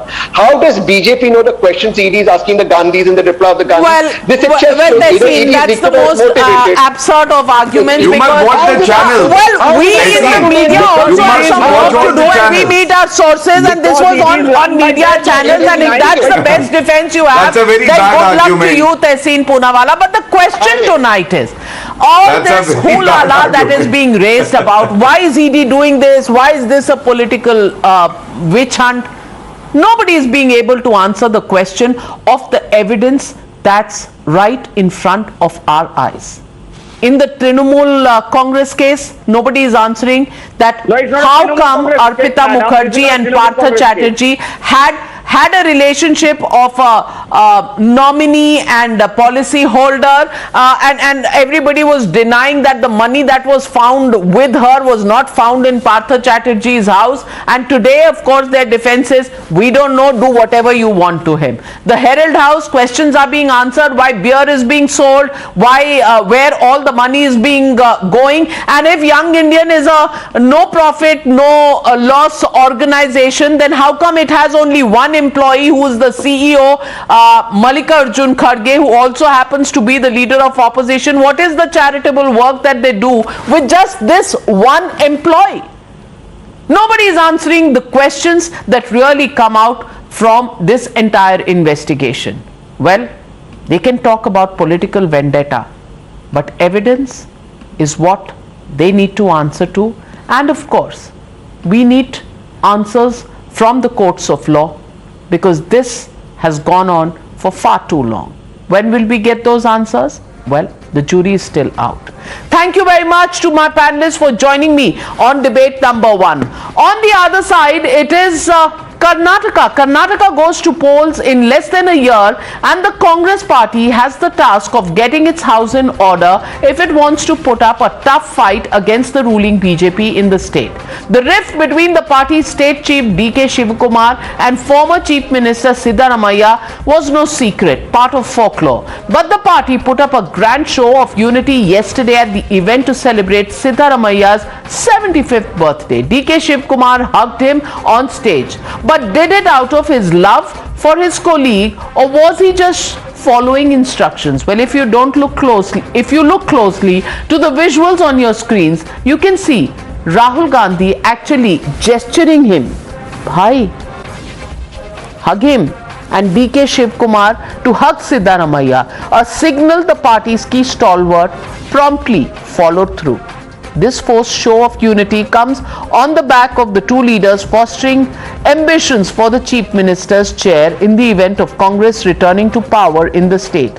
While they've both been publicly maintaining that the decision on the chief ministerial phase will be taken by the High Command, their supporters and loyalists have time and again jumped the gun. Some would say the fact that Rahul Gandhi even attended Siddaramaiah's birthday bash and tried to broker peace is virtually giving endorsement to the former chief minister Siddaramaiah. Now, ladies and gentlemen, it's also interesting that the man who's not the party president and just a member of parliament is actually dictating the de facto responsibility that a president should. But will this be a success, or will we have a Punjab rerun in Karnataka? That's the big question. Joining the debate tonight, Brajesh Kallappa with Gaurav Bhatia and Tehseen Poonawalla. And Brajesh Kallappa, you've seen Karnataka extremely closely. I really want to ask you, two questions. Is this peace forever between Siddaramaiah and DK Shivkumar, or is it just being done because Rahul Gandhi was sitting on the stage and gesturing, bhai, please hug each other, and then we'll see what happened in Punjab happening in Karnataka again. What are you betting on?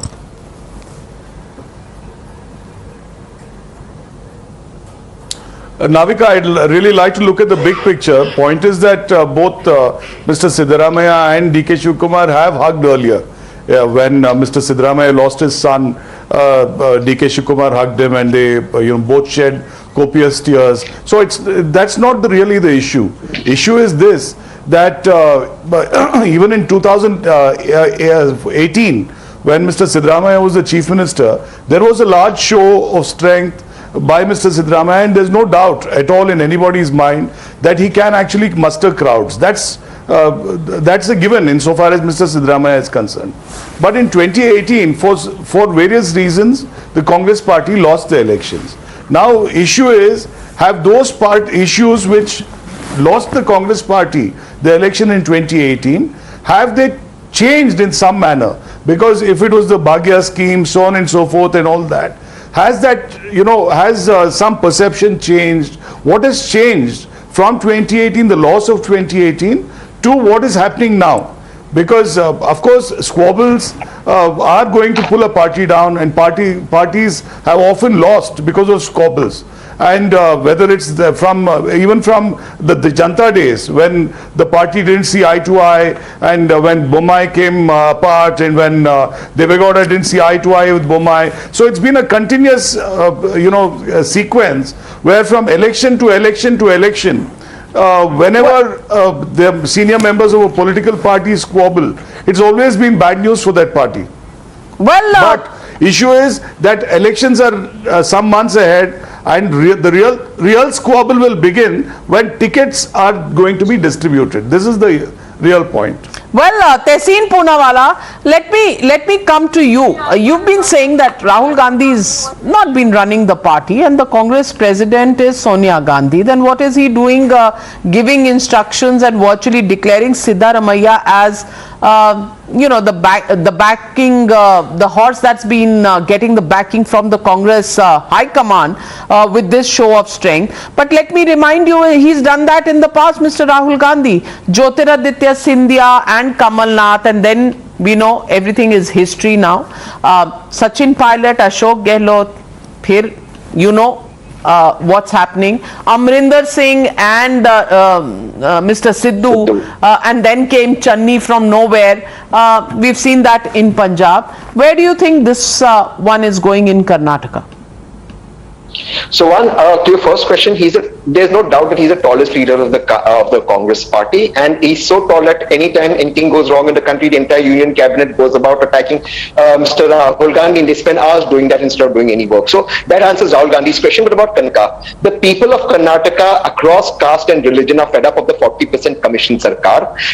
It's 30% for CAs and holy men, otherwise it's 40% for the Aam Janta. They want to throw Mr. Bommai and his administration out, who's brought the UP model into Karnataka. Karnataka's self-respect has been hurt by the BJP, incompetent BJP Respond government. to the question on the relations between Shivkumar and Mr. DK Shivkumar and Mr. Siddaramaiah. Why does Shivkumar and Siddaramaiah ji? There's Parmeshwar ji, there is SR Patil ji, there's MB Patil ji. There are talent, a plethora of talent in the Congress, and the winning MLAs will decide who the chief minister.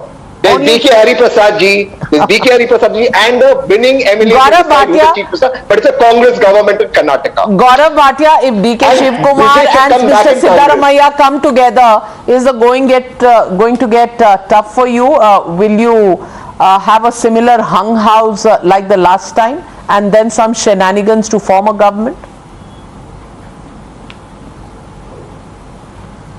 Navika, Tehseen just said that Rahul Gandhi is the tallest leader of the Congress party.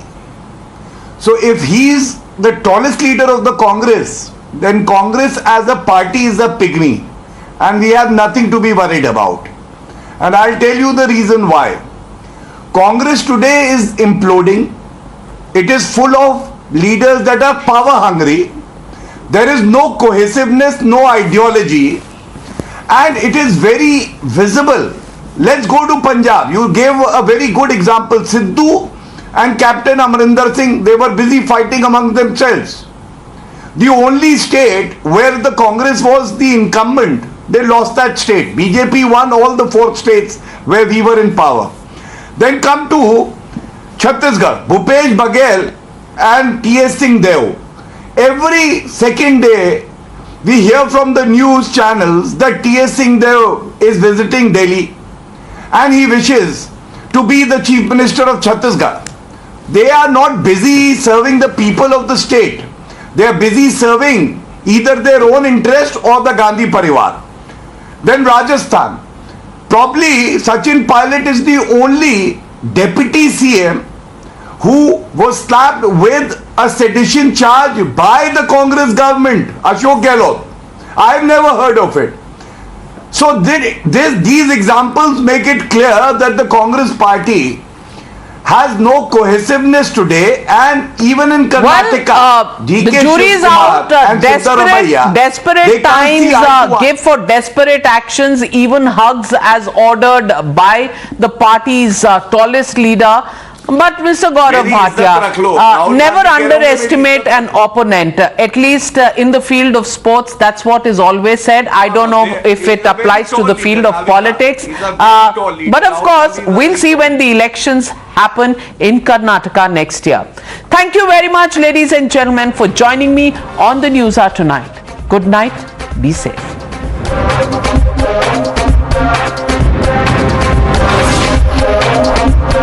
You were watching the Newshour at 9. Stay tuned.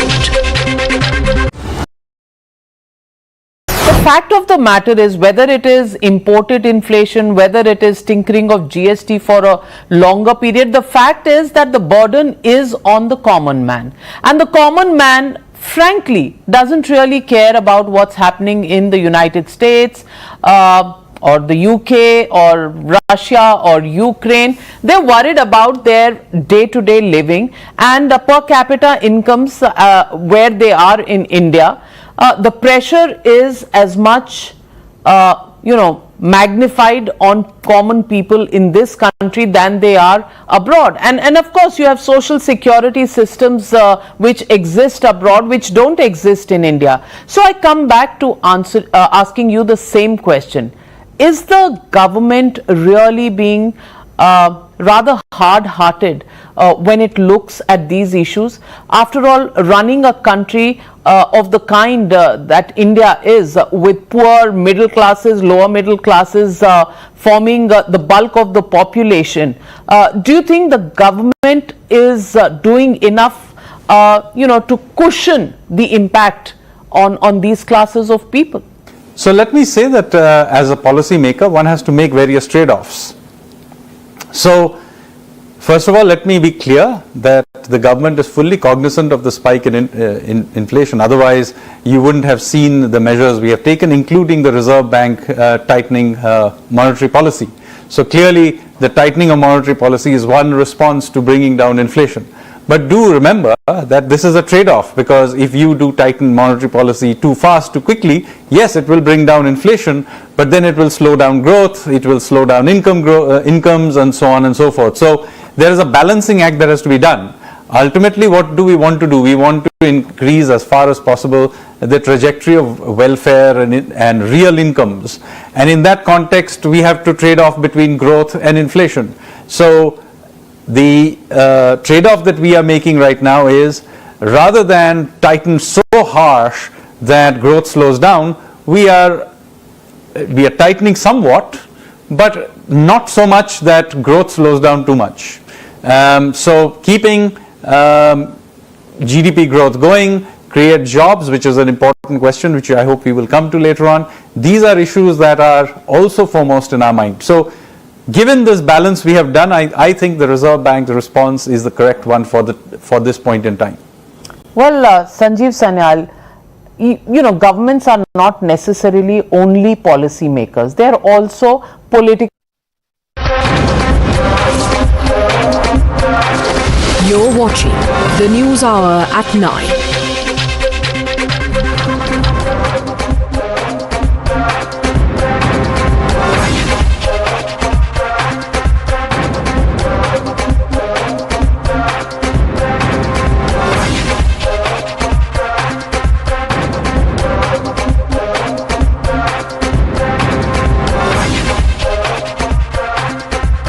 Amid flood alert, Tamil Nadu Chief Minister M.K. Stalin held a key meeting with the collectors. 2 workers died and 1 hospitalized in a gas leakage incident at an electro steel factory in North 24 Parganas district of West Bengal. Kerala police have launched an investigation after explosives were recovered from Palakkad district.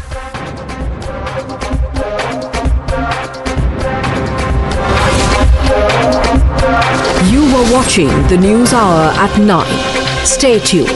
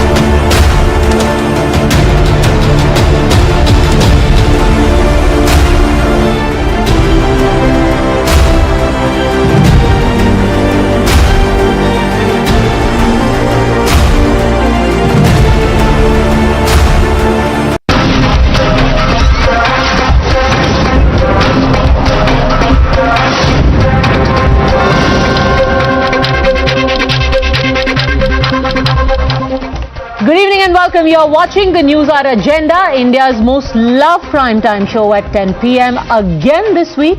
And again, I want to thank you, the viewer, for it. I'm Padmaja Joshi. First, it was Sanjay Raut, and tomorrow it is his wife who will be doing Sach Ka Samna with the Enforcement Directorate. Varsha Raut has been called by the agency for questioning at 11 in the morning. Sources are telling Times Now that not only will both husband and wife be confronted with each other and cross-questioned, but that Varsha Raut subsequently will also be confronted. She'll be made to face the people from whom she has bought properties about 10 years ago. Properties allegedly with the proceeds of crime in the Patra Chaul scam case.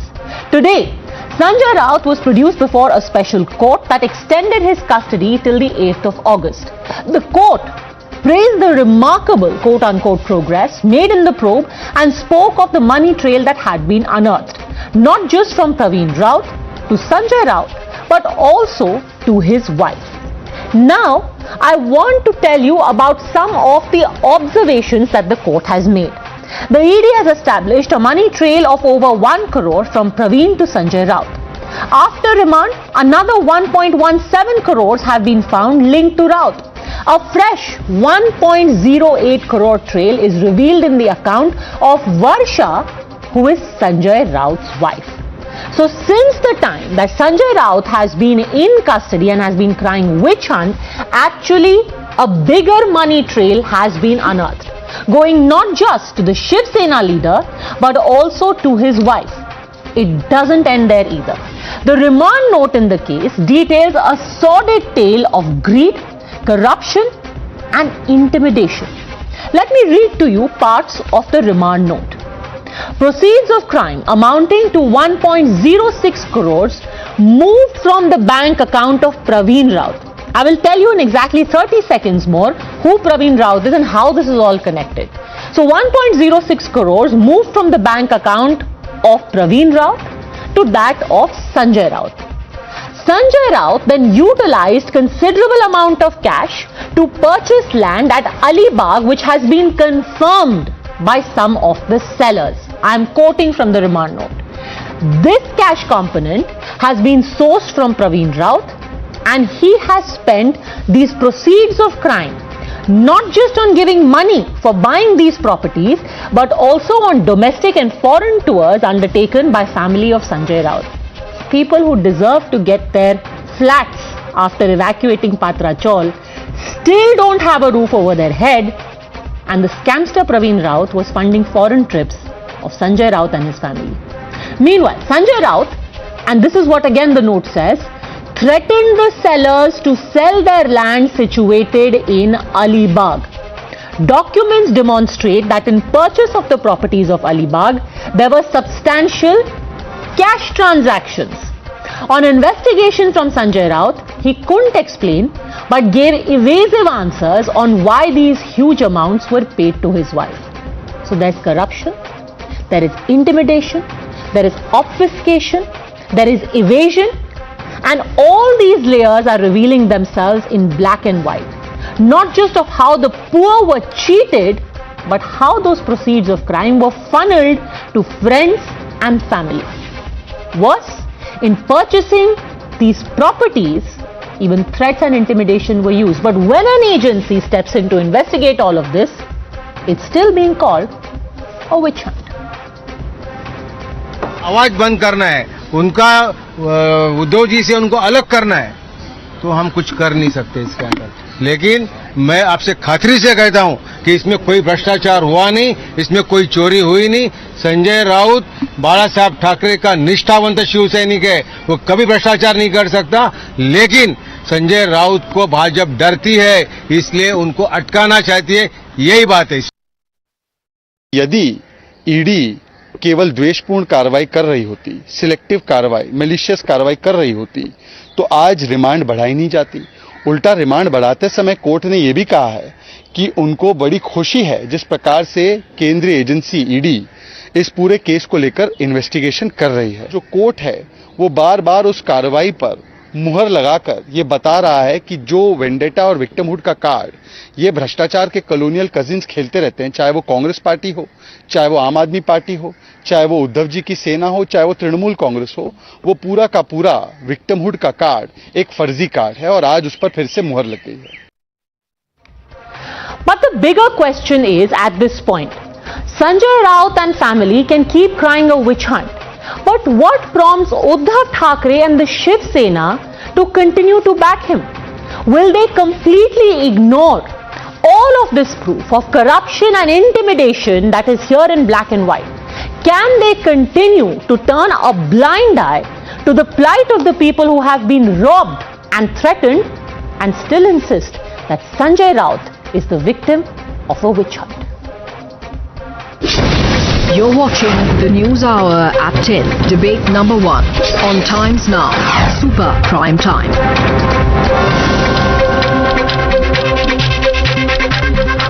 All right, joining me on the debate, we have Dr. Aparajita Sarangi, MP and National Spokesperson of the BJP, Varun Singh, senior journalist who has in fact covered the Patra Chaul scam very, very closely, Shailesh Pandey, leader of the Shiv Sena, Vijay Krishna, also leader of the Shiv Sena, and Brij Mohan Srivastava, spokesperson of the NCP, in alliance with the Shiv Sena in Maharashtra. At least they were in alliance with the Shiv Sena. But before we go any further, because very often what happens is everything is boiled down to this tutu meme. The facts of the case are often obfuscated. Why is this a scam and how is it traced back to Sanjay Raut? Often it gets very confusing. Let me now explain to you in exact detail how the Patra Chaul proceeds of crime have made their way to Sanjay Raut and Varsha Raut, and what is the connection. So here is how it started. Patra Chaul was to be redeveloped. The people who were living there, they signed an agreement with the Maharashtra Housing Development Authority and a private developer. The deal was that we will vacate these houses in the Chaul and we will get flats in return. So MADA gets proposal to redevelop the Chaul. Guru Ashish Construction steps in. They got this contract for redevelopment. Praveen Raut, this is where this man enters the scene. Praveen Raut is among the directors of Guru Ashish. What does this man do then? Praveen Raut buys into HDIL to execute the project. HDIL then took over Guru Ashish and Praveen Raut resigns. Here is where things got very interesting. Patra Chaul, Guru Ashish, HDIL. Now, the money generated by HDIL through this scam, because the people from Patra Chaul never got their flat. It was a giant scam. Eventually, Mr. Praveen Raut made to the tune of 1,039 crore rupees, and of this, he received from HDIL 112 crore. So, HDIL made 1,039. Praveen Raut got 112 crores, and from this 112 crores, Praveen Raut gave 1.06 crore rupees to Sanjay Raut and his wife. So when anyone tells you that there's no connection, HDIL, Praveen Raut, we don't know who they are. This is how these people are connected. But 1.606 crores may seem like peanuts to you. Is that all that Sanjay Raut got? No, he didn't. There was more to the money that he got. But for now, let's talk about this 1.06 crores. It came to Mr. Sanjay Raut. This cash was used to buy properties in Alibag. There was cash that was paid to Sanjay Raut's wife Varsha, and Praveen Raut also sponsored the family's foreign trips of Sanjay Raut and his family. So he received cash, he received foreign trips, and believe it or not, it was almost like he got a stipend. 2 lakh rupees per month came into the account of Sanjay Raut as a monthly stipend. All of this from Praveen Raut. And here is the final link. Praveen Raut's wife. So first you had Praveen Raut and Sanjay Raut. You saw their cash transactions. It didn't end there. This money was spent on the Alibag property, 10 plots of land. But then Praveen Raut's wife became friends with the wife of Sanjay Raut, and just like good friends, she transferred money to Varsha Raut. 83 lakh rupees were transferred to Sanjay Raut's wife Varsha by Praveen Raut's wife. And this money was then used, 83 lakh rupees, to buy a flat in Dadar. So some amount of money was given to buy land plots in Alibag, and another set of money given between the wives was used to buy a flat in Dadar. This, my friends, was done even as people from Patra Chaul have waited for the last over a decade to get the flat that they were promised. No flat, no rent, no justice, and when this is investigated, is it a witch hunt? Let me put that question, in fact, to Mr. Vijay Krishna from the Shiv Sena. Tell me now, Mr. Vijay Krishna, that what was money from Praveen Raut doing with Sanjay Raut? And now the remand note is also saying it. What was it doing there? How is this a witch hunt? No, I would like to tell you at the outset that not a single paise belonging to Patra Chaul case has been credited into the account of Sanjay Raut ji and also into the account of his wife. The reason is that Mumbai is an economic hub of a country. So people may have contacts with various people. They may be good people or bad people, and we also saw how Nirav Modi ji had a photograph with one of the BJP delegates while going abroad. Please correct me if I'm wrong. I'm saying. So let me start by correcting you. Let me read from the remand note. Sir, please, let's be serious about it. These are serious issues now, because now it's not just about Sanjay Raut. It is also about his wife. It is about his family being sponsored on foreign vacations, where people are suffering. We had old people saying, give me poison, I want to die. My children have left me, I have no money, I have no rent. And you are sitting here doing Nirav Modi, Nirav Modi. Let me read to you from the remand note again. Since you're talking about good friends have transactions, here is what the good friends did. Proceeds of crime amounting to 1.06 crores moved from bank account of Praveen Raut to bank account of Shri Sanjay Raut, his wife Srimati Varsha Raut. Which friend gives 1.06 crores in your account? I want the phone number of that friend. Tell me which friend does this? This is what I've been saying. You need to dissociate with the scam itself. How can you say that this money, the 0.1% of the so-called 1,000 rupees scam belongs to the crime proceeds? No, not at all. Where do you think? That's the reason why our Paksha Pramukh Uddhav Thackeray ji extended its support to Sanjay Raut ji. Why would Praveen Raut give money to Sanjay Raut? They will cooperate with the ED. They are not cooperating. See, you cannot. They are exactly that's what they are not doing. Sanjay Raut actually has refused. He has refused to divulge any details when he was questioned. Just like all of these reasoning that you are giving, Sanjay Raut should tell the ED that Praveen Raut is a great friend. मेरे भाई जैसा है, वो मुझे हर एक महीने 1-2 करोड़ देता रहता है. And in case you do not know that transactions of this kind are also, some of them which are done in cash, are illegal, sir. Today I'm very much cool. I would like to say one second. This is all about proving the innocence of a person. So I'm not the party to it. I'm saying we have full trust in Sanjay Raut ji. Why? Mamata Banerjee had to do away Why with do you have trust? Padmaja Chatterjee. The reason was that is what I want to know. What is the reason behind this trust? For 0.1% of the alleged 1,000 rupees scam, any professional scamster will not leave the digital trail. Suniye ji, never he would not leave the digital trail. Professional scamster, eh? Well, maybe then Sanjay Raut is not a professional scamster, as you have very charitably called him. Who would do corruption? Aparajita Sarangi for 0.1% of the entire deal. If Praveen Raut is making over 1,000 crores, you are frankly insulting Sanjay Raut by saying that he took only 1.08 crores, Aparajita Sarangi. This is ridiculous. A very good evening.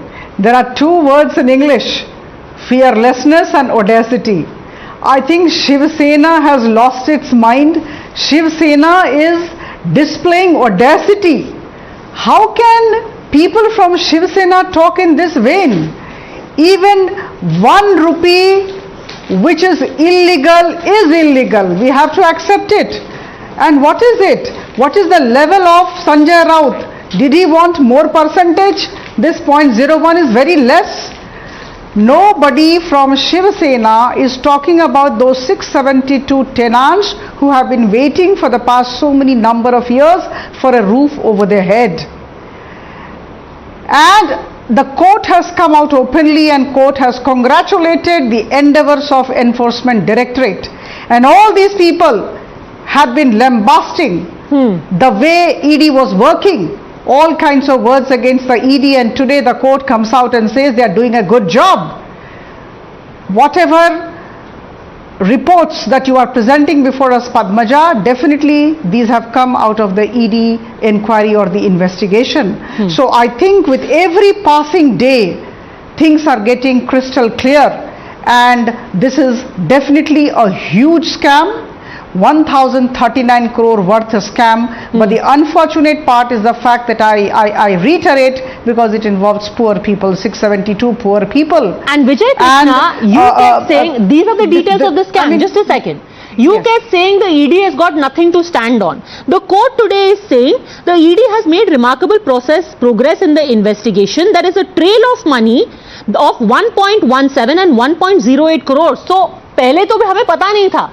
वो तो छोटी बात थी, अभी तो और पैसे निकल करके आ रहे हैं भाई. अब किस विचंट की आप बात कर रहे हो? If you give me 30 seconds, I will tell you. Yes. This is not actually praising ED. The court has been satisfied with the ED because for the last very many years they have been sitting on various cases, and in one of the cases the charge sheet will have to be filed by 2030. That's the reason that the court has signed a relief. Finally, the ED is doing some progress. It is not. My question to you is simple. First, it was 1 crore rupees. Now more and more money is coming out. Let me bring in Varun Singh as well. Varun Singh, earlier we thought it was only about the proceeds of crime being shared. The alarming thing is that here there is also black money possibly. Let me read this out. It is further submitted that after the remand, the documents which were seized after the remand was scrutinized in the presence of Sri Sanjay Raut. The said document demonstrates that in purchase of properties at Alibag, there were substantial cash transactions with the land owners. यानी कि इधर तो corruption किया ही पात्रा चौल में, अलीबाग में खरीदने में भी काले को सफेद और सफेद को काला किया गया. वरुण सिंह.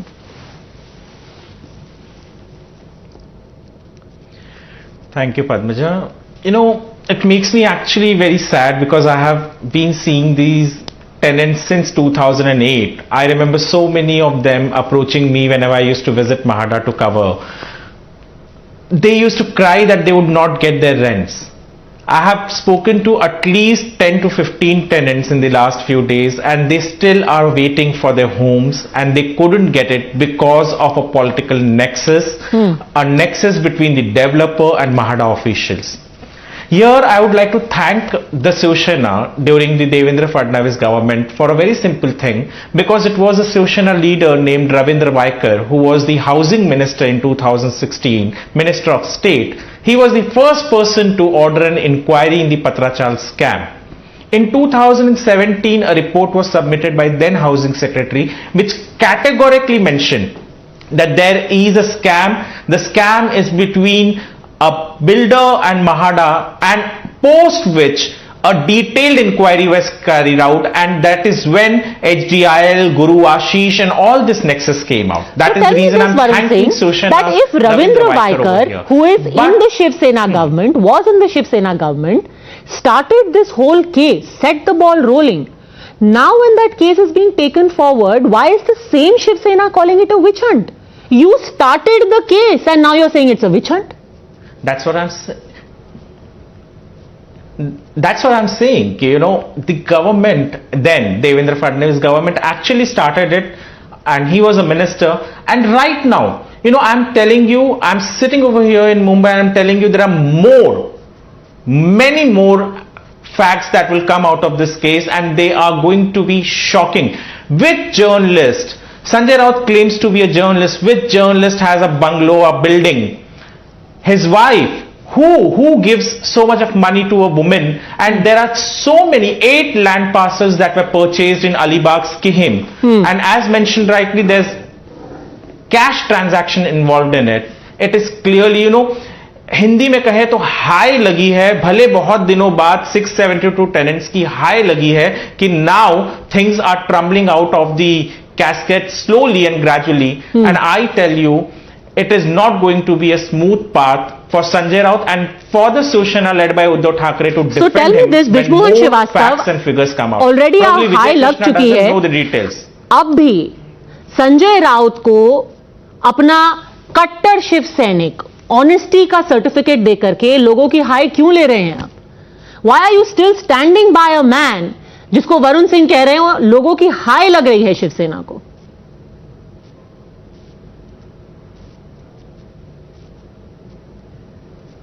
पद्मजा जी देखिए,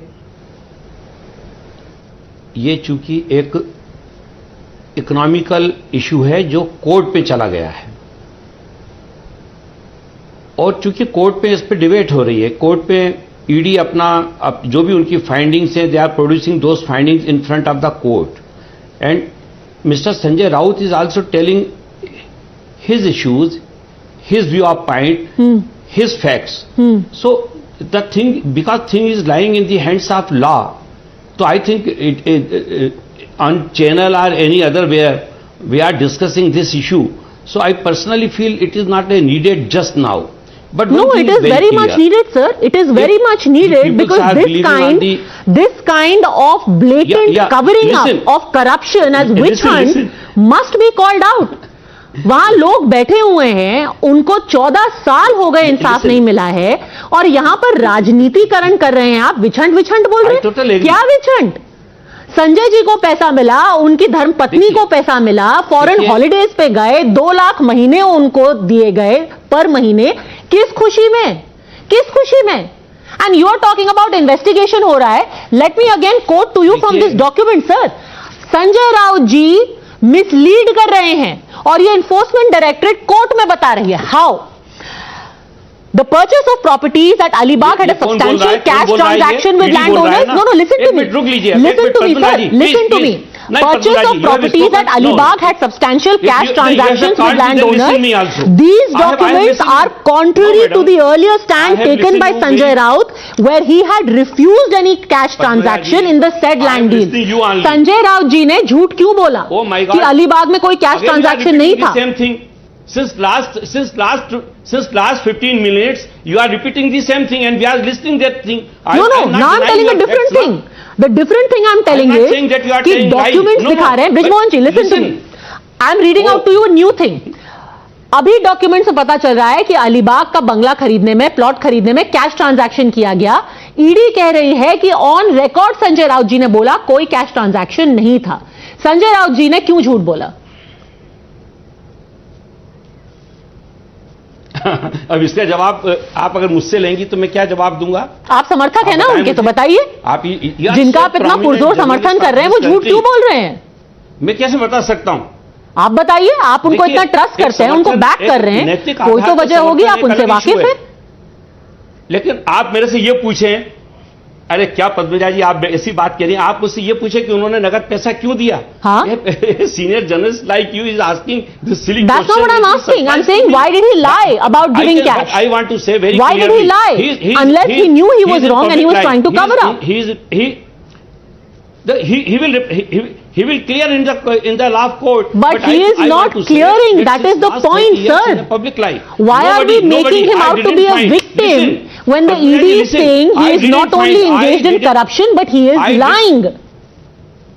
He is lying.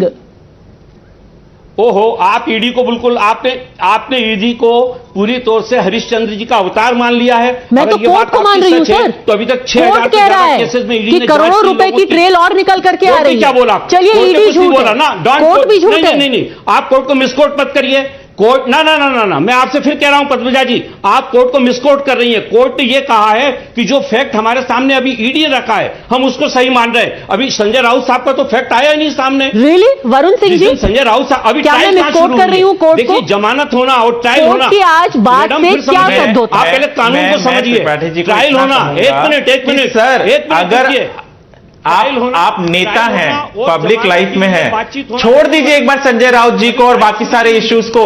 वो 672 लोग क्यों छोड़े? 672 लोग जो इतने अरसे से 14 साल से सड़कों पर हैं, उनके पास वो लोन लेकर अपने किराए को दे रहे हैं, उनके बारे में तो बोल दीजिए, उनके बारे में बोलेंगे आप?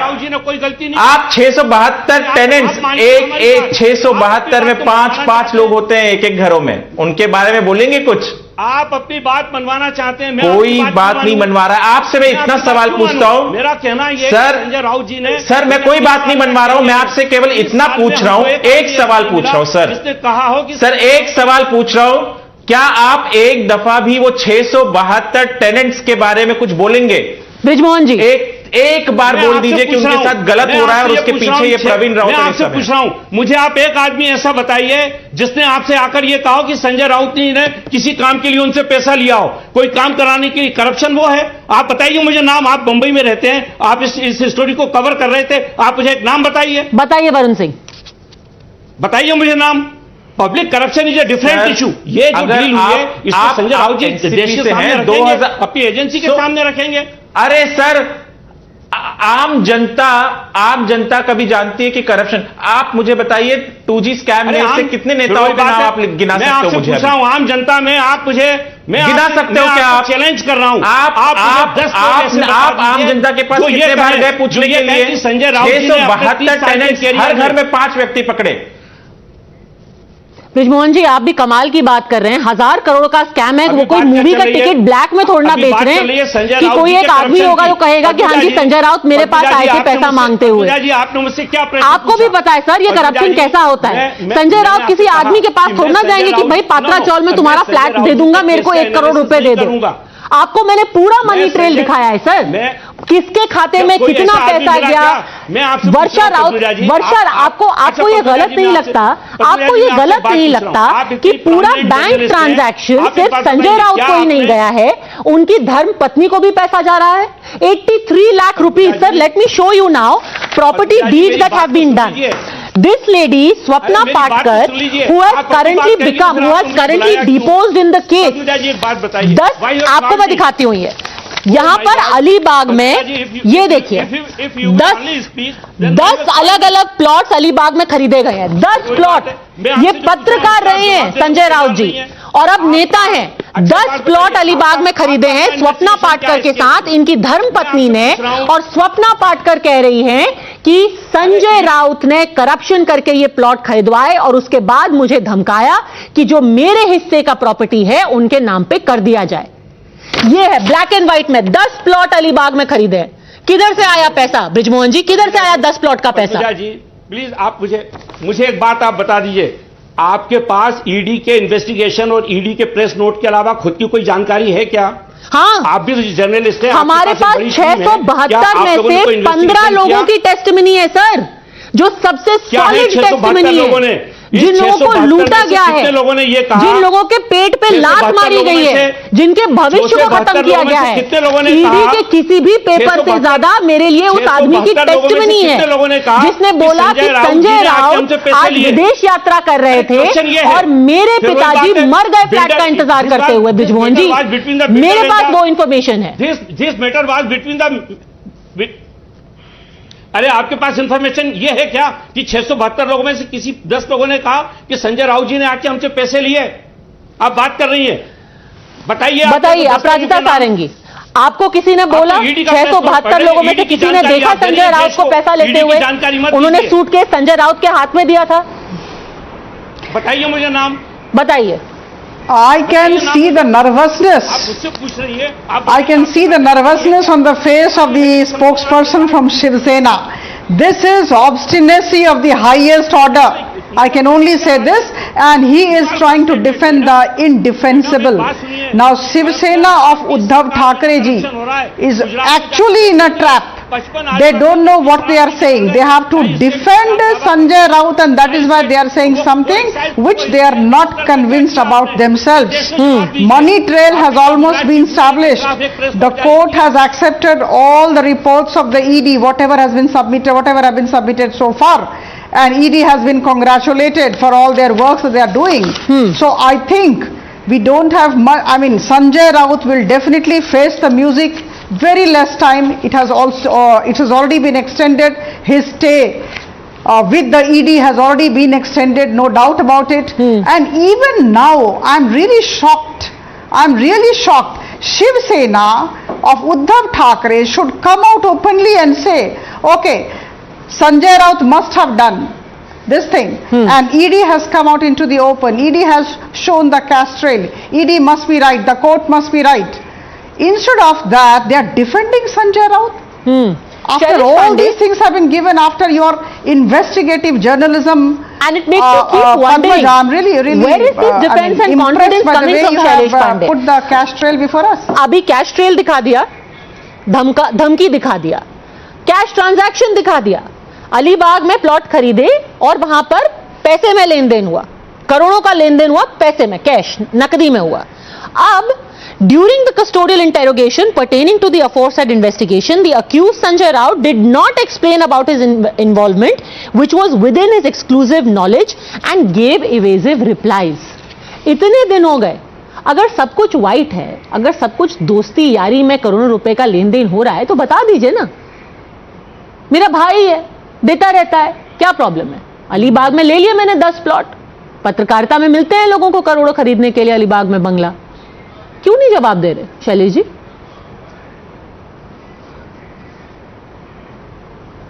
देखिए, जवाब तो ये देश उनसे भी मांग रहा है जो 6000 केसेस को ईडी ने जांच कर रही थी पूरे देश के अंदर.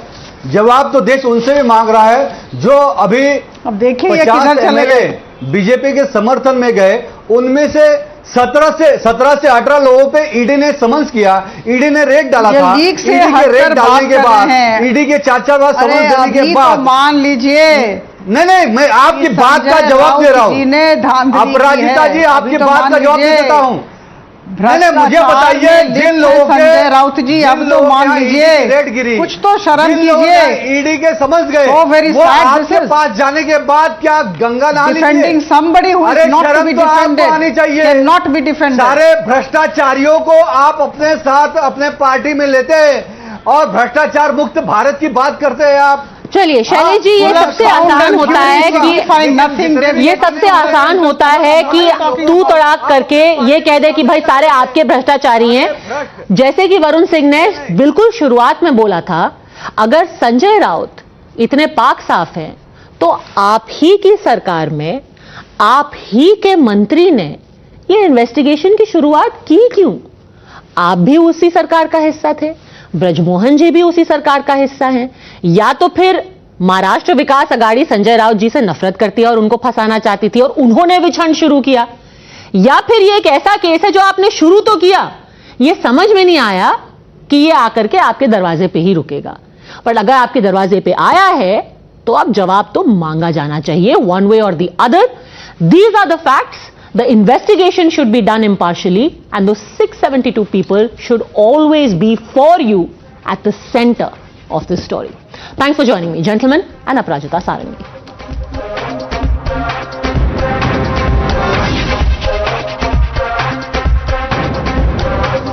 A sinister plot to bleed India is brewing in Assam as per the Chief Minister, and the Himanta government has adopted the bulldozer model to intensify the crackdown. Today, a bulldozer demolished a madrasa that was run by Mufti Mustafa, an alleged mastermind of the Al-Qaeda Ansar Bangla network in Assam. He was arrested on the 27th of July for indoctrinating small children in madrasas. Assam Chief Minister Himanta Biswa Sarma, while justifying the action, detailed the clear and present danger, highlighting how the state is becoming a hotbed for Islamists. Specific information was received that a person by the name of Mustafa, alias Mufti Mustafa, is an important financial conduit of the recently busted an ABT module in India. The ABT is linked to Al-Qaeda in Indian subcontinent. He opened a madrasa by the name of Jaimul Huda Madrasa at Saharigao, Moirabari. 43 students were studying in this madrasa. So we have demolished that madrasa also. He was indoctrinating even the small children. Bangladeshৰ পৰা যেতিয়া আহিছিল মাদ্ৰাছাখনতে Bangladesh national বিলাকক তেওঁ ৰাখিছিলে in a room adjacent to the madrasa. Jihadi literature Kitabul Jihad recovered from his madrasa. Electronic evidence. Jihadi videos found on his phone in last 4-5 months from the March till August. We could blast 5 modules of ABT. Then you can imagine that আমি কি ধৰণৰ সিচুৱেশ্যনত অসমত আছো from today I am addressing the people of Assam through you that yes now onwards we have to keep a close watch on imams and madrasa teachers who are not from the state of Assam. But the thing is, this is not a solitary example. Over the last 6 months, there have been multiple instances, especially after an IS module was busted in Bihar, where from Uttar Pradesh to Karnataka to West Bengal to Bihar, people have either been picked up for harboring terrorists or even carrying out indoctrination of young men and then trying to draft them into terror ranks. All of this under the garb of running a madrasa. This is not to say that the institution per se is problem, but the way in which it has been allowed to become a field for radicals to run riot, if that is being reformed, why should that be called into question? You're watching the News Hour at 10, debate number 2 on Times Now, Super Prime Time.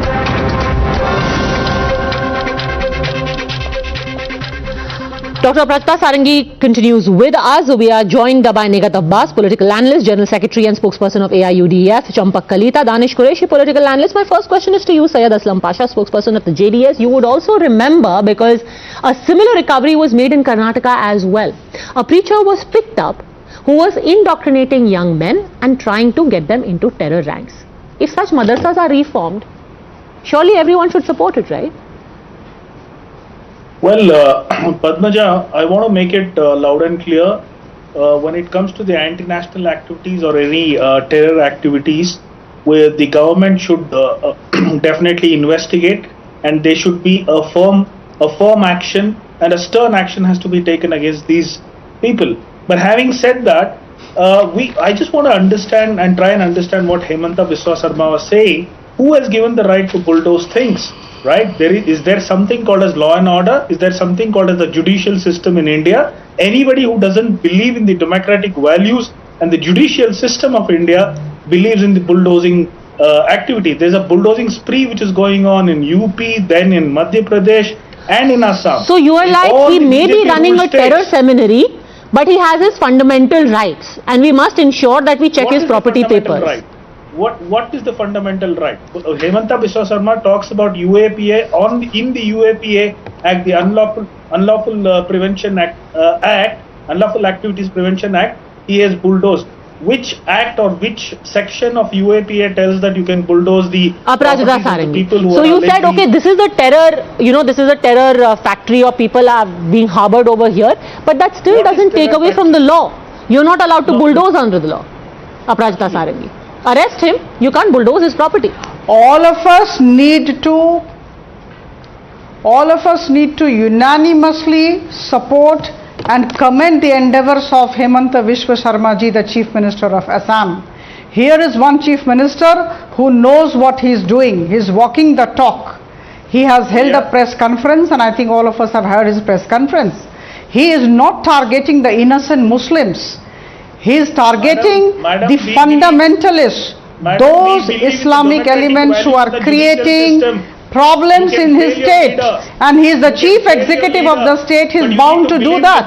If something goes wrong, fingers will be pointed at him. So he has to maintain law and order. He has to ensure the peace and tranquility of his state. And as Padmaja, you said, I fully endorse. This is happening not only in Assam, this is happening everywhere across the country in many states.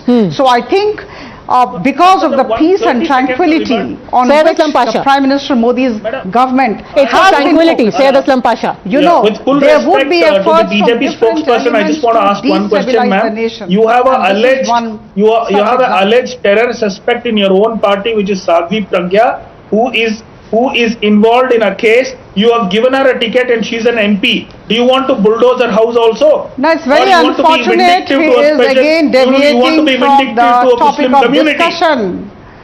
You want to be We are vindictive to a talking of particular Assam. community. 5 If you want to modules walk have the been talk, unearthed. if you want to Don't walk forget. the talk, bulldoze And the Chief Sadhvi Minister Pragya's of the house, Assam is remove her talking. from your party. Remove her from your Chief party. Minister has You want to enough talk of about- evidence. You want to take With the evidence you is cannot be talking holier and than naturally thou. he Okay, will You be it's cannot be strange, holier it's than strange, thou. you know, I If can you go want into the to be specifics of the sincerely case of acting Sadhvi on terror Pragya, but it's activities, strange that you would want to do what you have about to remove her from your It's party. not about just You have this to bulldoze one her man, house. by the way, who's been picked up, Sayyid Aslam Pasha, remember.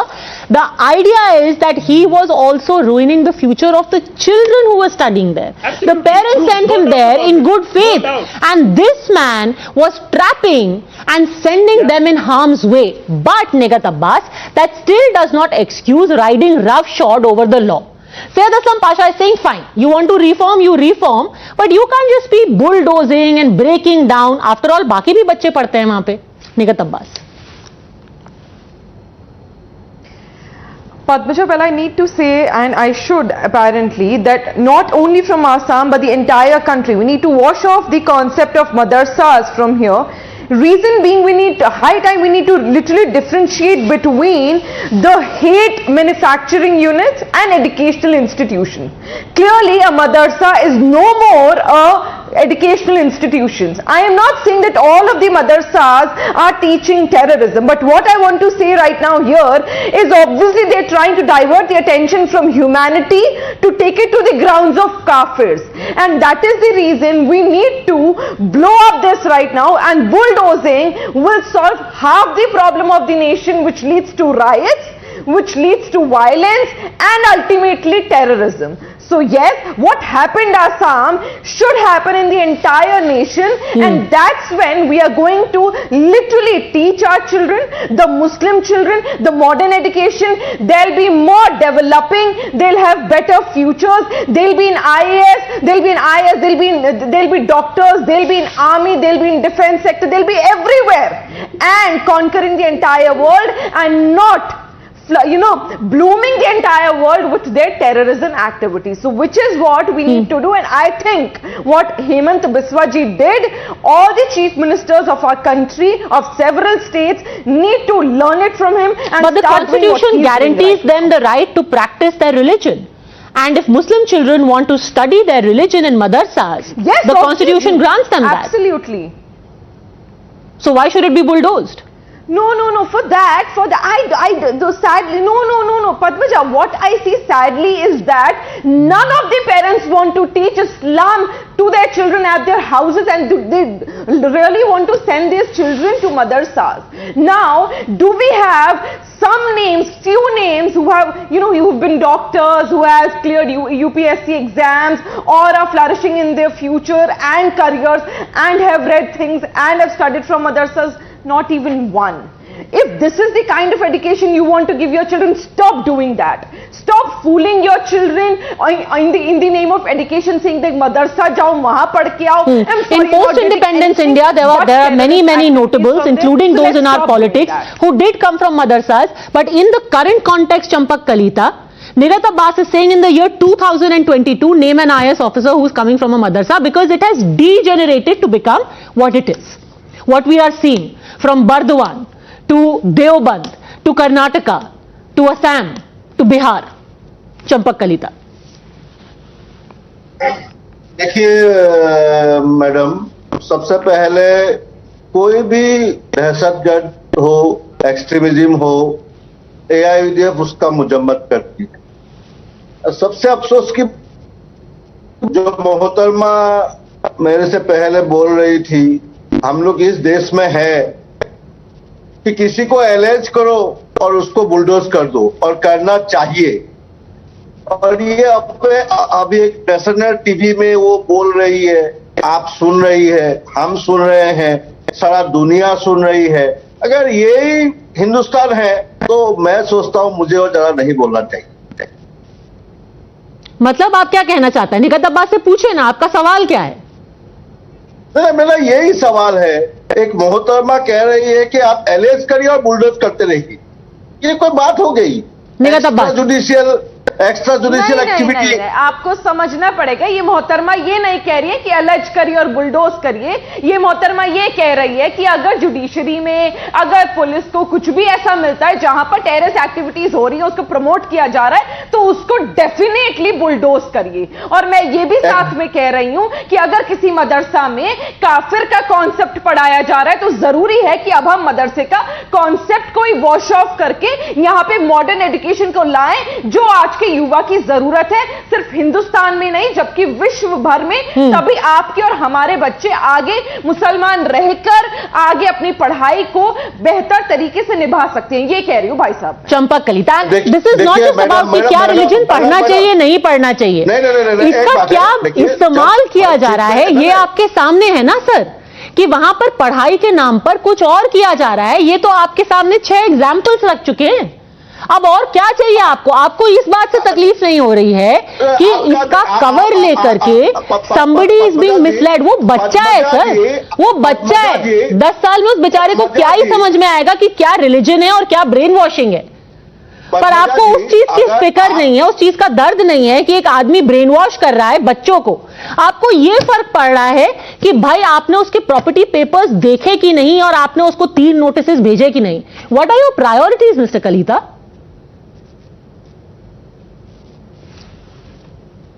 मैं बोलूं क्या, या बोलिए बोलिए। मतलब as a anchor, as a panelist of RSS and BJP आपका हो गया तो मैं बोलूं? सर कोई भी सवाल आपको अच्छा नहीं लगता तो ये कोई पर्सनल अटैक से फायदा नहीं है ना, जवाब दीजिए। अभी ये जो मोहतरमा बोल रही थी आप भी, तो आसाम में लास्ट 20 इयर्स में कितने लोग एलिज हुए और कितना कन्विक्शन है ये थोड़ा बता दीजिए। और कौन सा अदालत का ये राय है कि बुलडोज करिए? अगर ये हुआ तो मैं मोहतरमा को वेलकम करूंगा, लेकिन ऐसा नहीं हुआ। और पुलिस और अदालत का डिफरेंस ये मोहतरमा को मालूम ही नहीं है।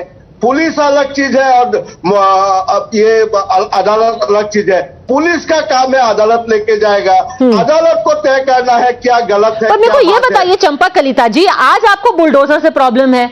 इसके पहले जब हिमंत बिस्वा शर्मा ने कहा था कि मैं सरकारी मदरसे बंद कर दूंगा क्योंकि अब मैं उनको मेन स्ट्रीम में लाना चाहता हूं, आपको उसमें भी प्रॉब्लम थी। उसमें also you saw as an Islamophobic move. तो अब आप रिफॉर्म तो सपोर्ट कर रहे हैं ना, जब मिसयूज दिख रहा है तो आप रिफॉर्म सपोर्ट कर रहे हैं, आपको बस बुलडोजर से तकलीफ है, करेक्ट?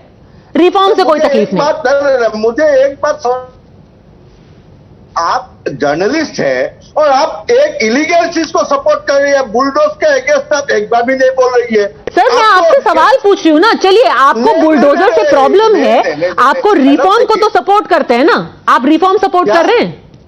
किसको? आप मदरसा का रिफॉर्म सपोर्ट कर रहे हैं? मदरसा का क्या बैन? रिफॉर्म कि भाई हम उसको मेन स्ट्रीम में ले आएंगे, सरकारी मदरसे की फंडिंग बंद करेंगे और आप वहां पर नॉर्मल स्कूल बोर्ड लेके आइए और उनको मॉडर्न सब्जेक्ट पढ़ाइए। ये तो एक मुसलमान लोगों को अटैक है, अकल मुसलमान लोगों के लिए। ये चलिए भाई, बुलडोजर भी अटैक है, वहां पर अच्छे टीचर लाना भी अटैक है, सीबीएसई देना भी अटैक है, वहां पे कंप्यूटर लगाना भी अटैक है, बट किसी को इंडोक्ट्रिनेट करके उसको रेडिकलाइज करना अटैक नहीं है। वो रिलीजन है, right to practise religion. Good sir, आपकी सरकार बनेगी तो आपकी प्रायोरिटी बहुत ही अच्छी होगी। आप जो करिकुलम बनाएंगे ना वो देखने लायक होगा।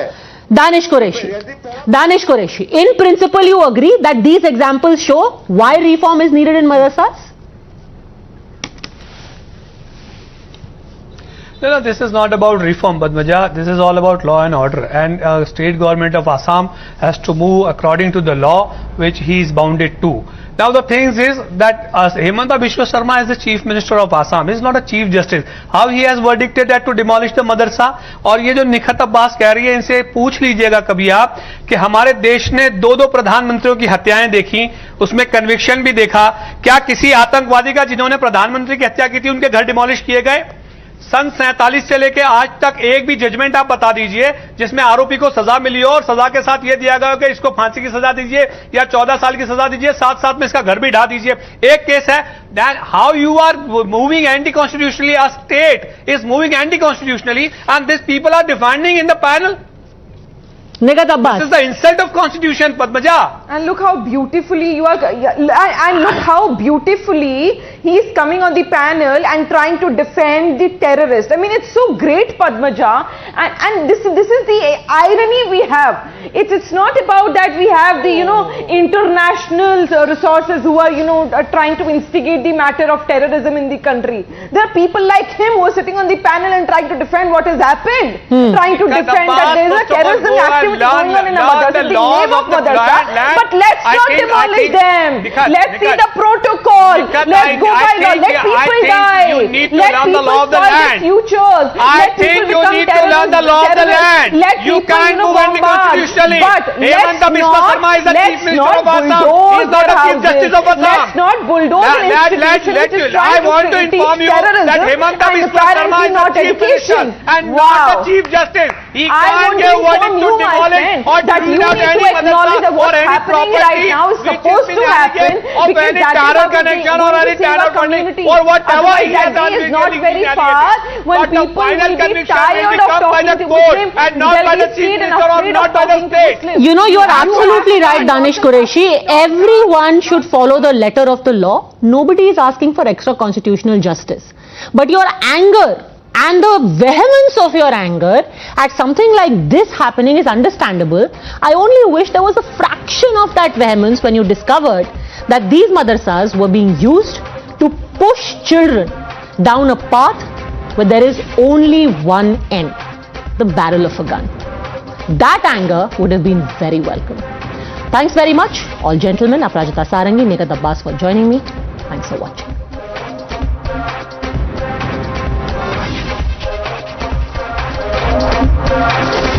The News Hour at 10 will be right back after the break.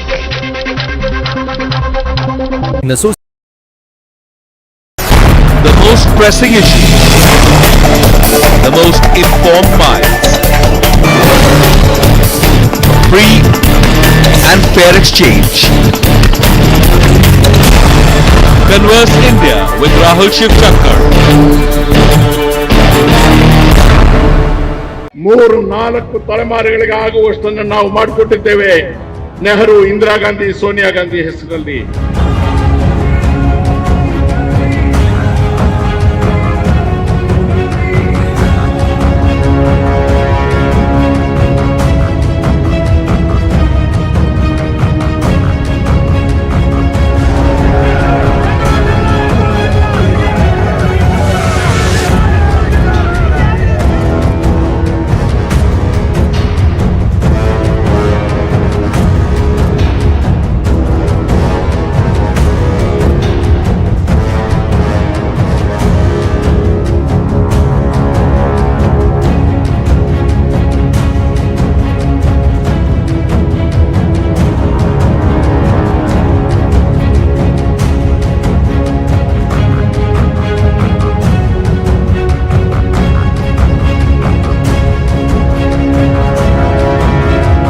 Congress and You're watching the News Hour at 10.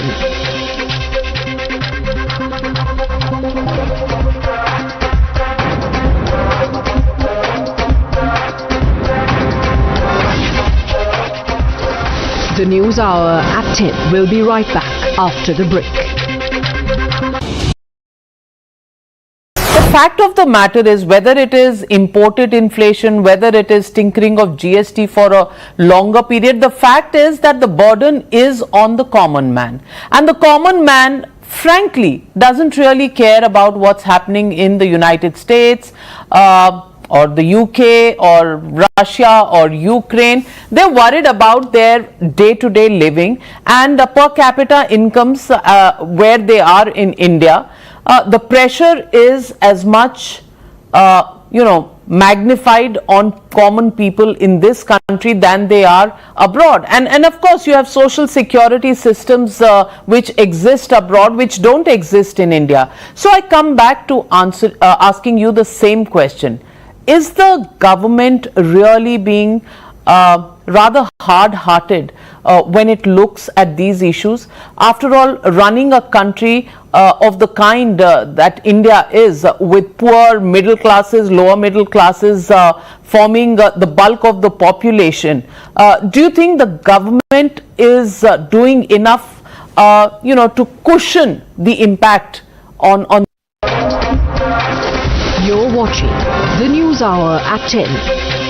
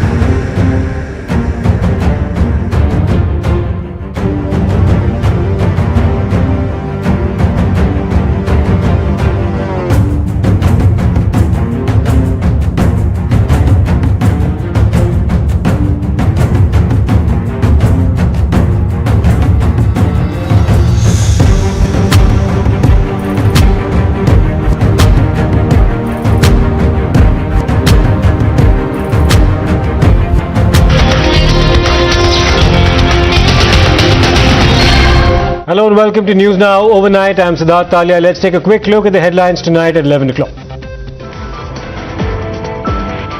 Political fight breaks out over AJL renting out properties in different parts of the country, including in Lucknow, to an outlet selling alcohol. The BJP claims this is a violation of law. The Congress party hits back. Congress works out a strategy for run against centre over the National Herald crackdown. BJP claims Gandhis can neither fight nor run away from long arms of the law. Rahul Gandhi hits back, says he is not scared of Modi and will not run away from the Enforcement Directorate action. More revelations now spill out on the West Bengal teachers recruitment scam. Arpita Mukherjee had listed Partha Chatterjee as a nominee in her insurance policy. Times now accesses this document. Separatist appeasement lobby silenced by patriotic fervour in Jammu and Kashmir ahead of Independence Day. Times now visits the Tiranga manufacturing factory in Bandipora. Row over Assam, rolling alleged jihadi madrasa under a bulldozer. Chief Minister cites at least 2 instances of rogue madrasas bust in the last 5 months. Congress defends the madrasa, calls the crackdown as anti-Muslim. BJP backs the tough stance. Pat on ED's back while extending Sanjay Raut's custody. Court notes remarkable progress made in the probe. Can Raut still claim he was being framed by the Enforcement Directorate? Rahul Gandhi tries to paper over the cracks amid leadership tussle in the state of Karnataka. Congress caught signalling DK Shivkumar to embrace Siddaramaiah during staged unity show in Karnataka. Justice UU Lalit's name recommended as the next Chief Justice of India, current CJI. Mr. Ramana will be retiring later this month.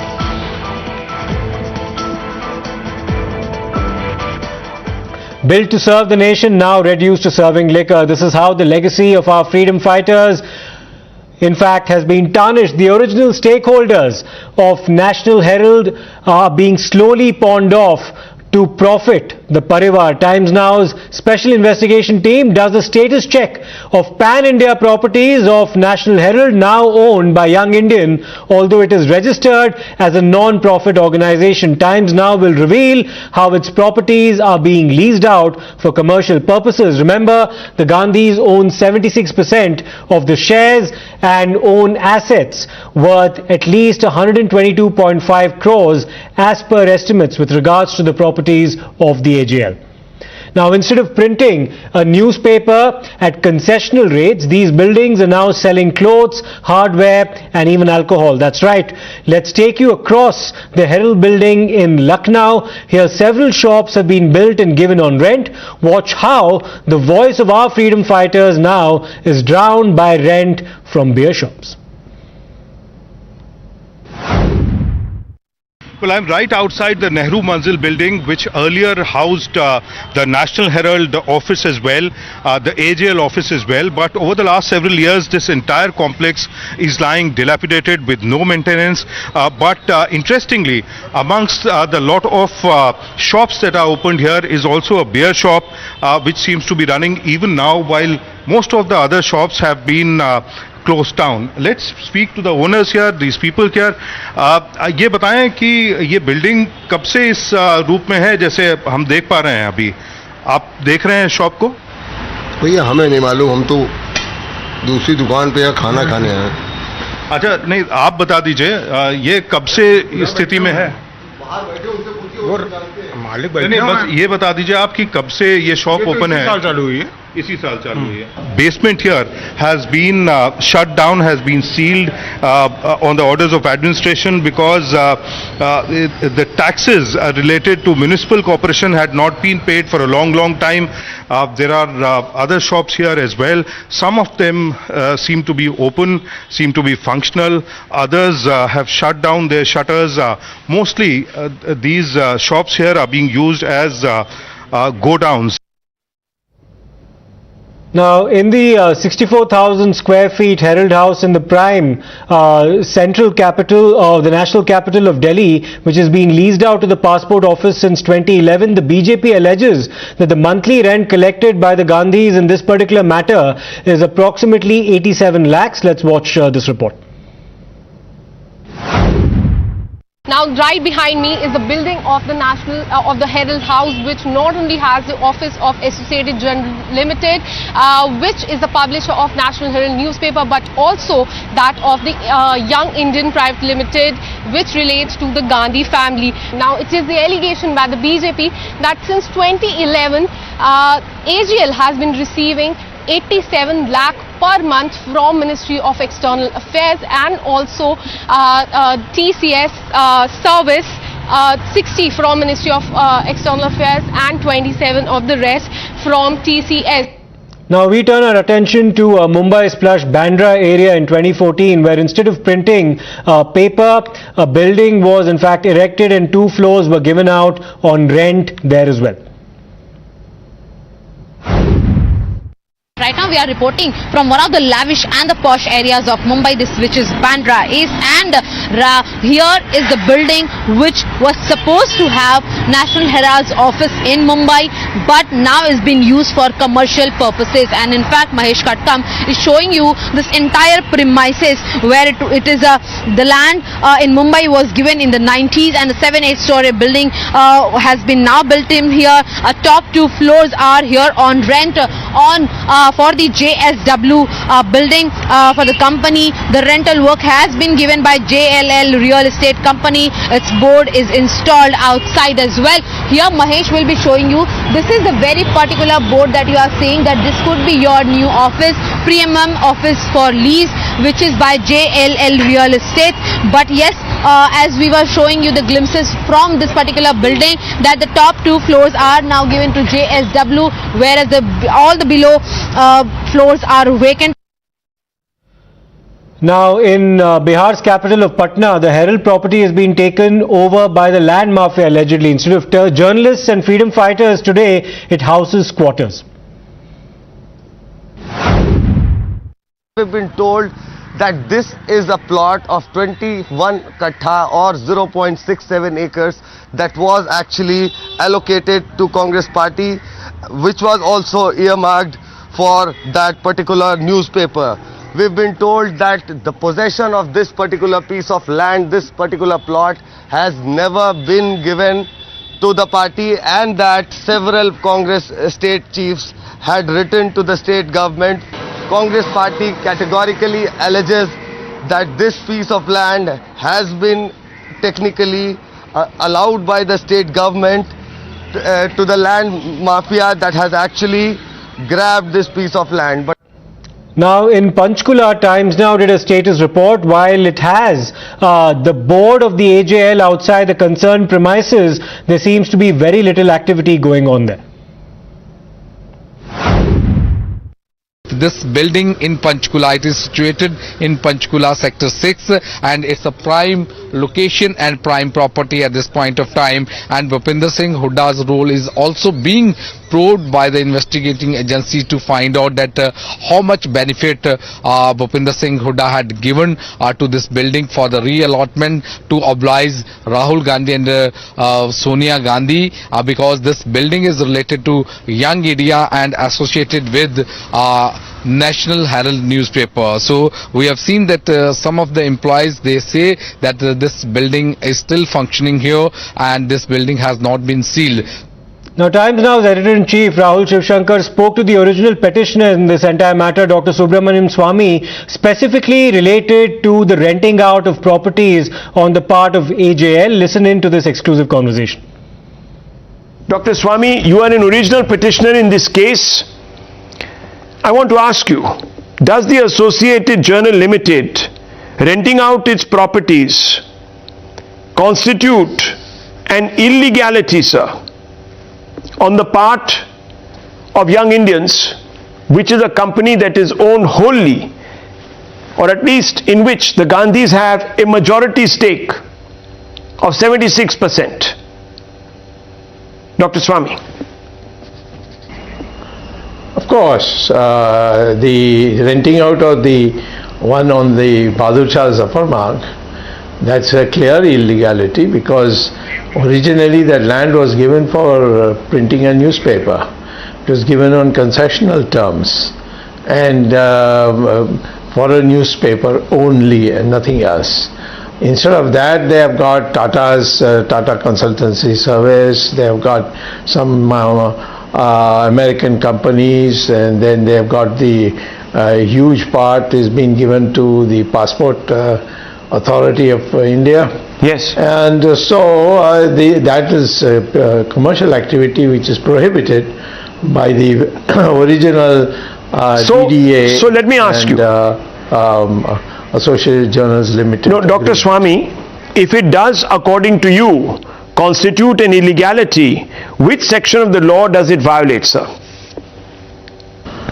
So, breach of trust, and that is a very important part of criminal law. I think it's 409, if I'm not wrong, which is a very, very harsh punishment also. And there's also 405. There are three sections in the criminal code, in the IPC, which prohibits breach of contract and breach of trust.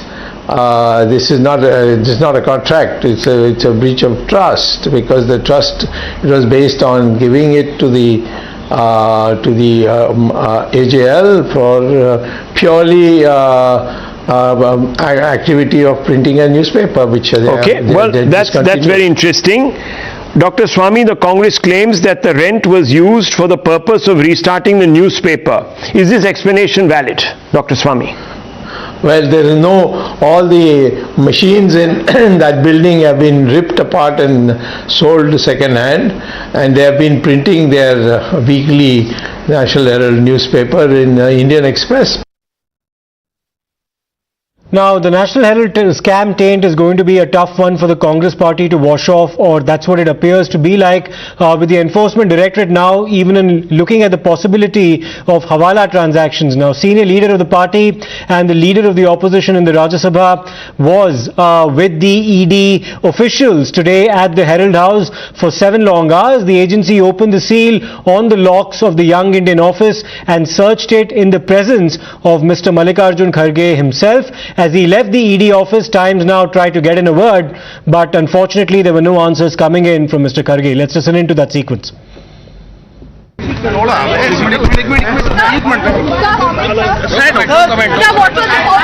comment. I can't tell because it is investigation. Before investigation, I can't make.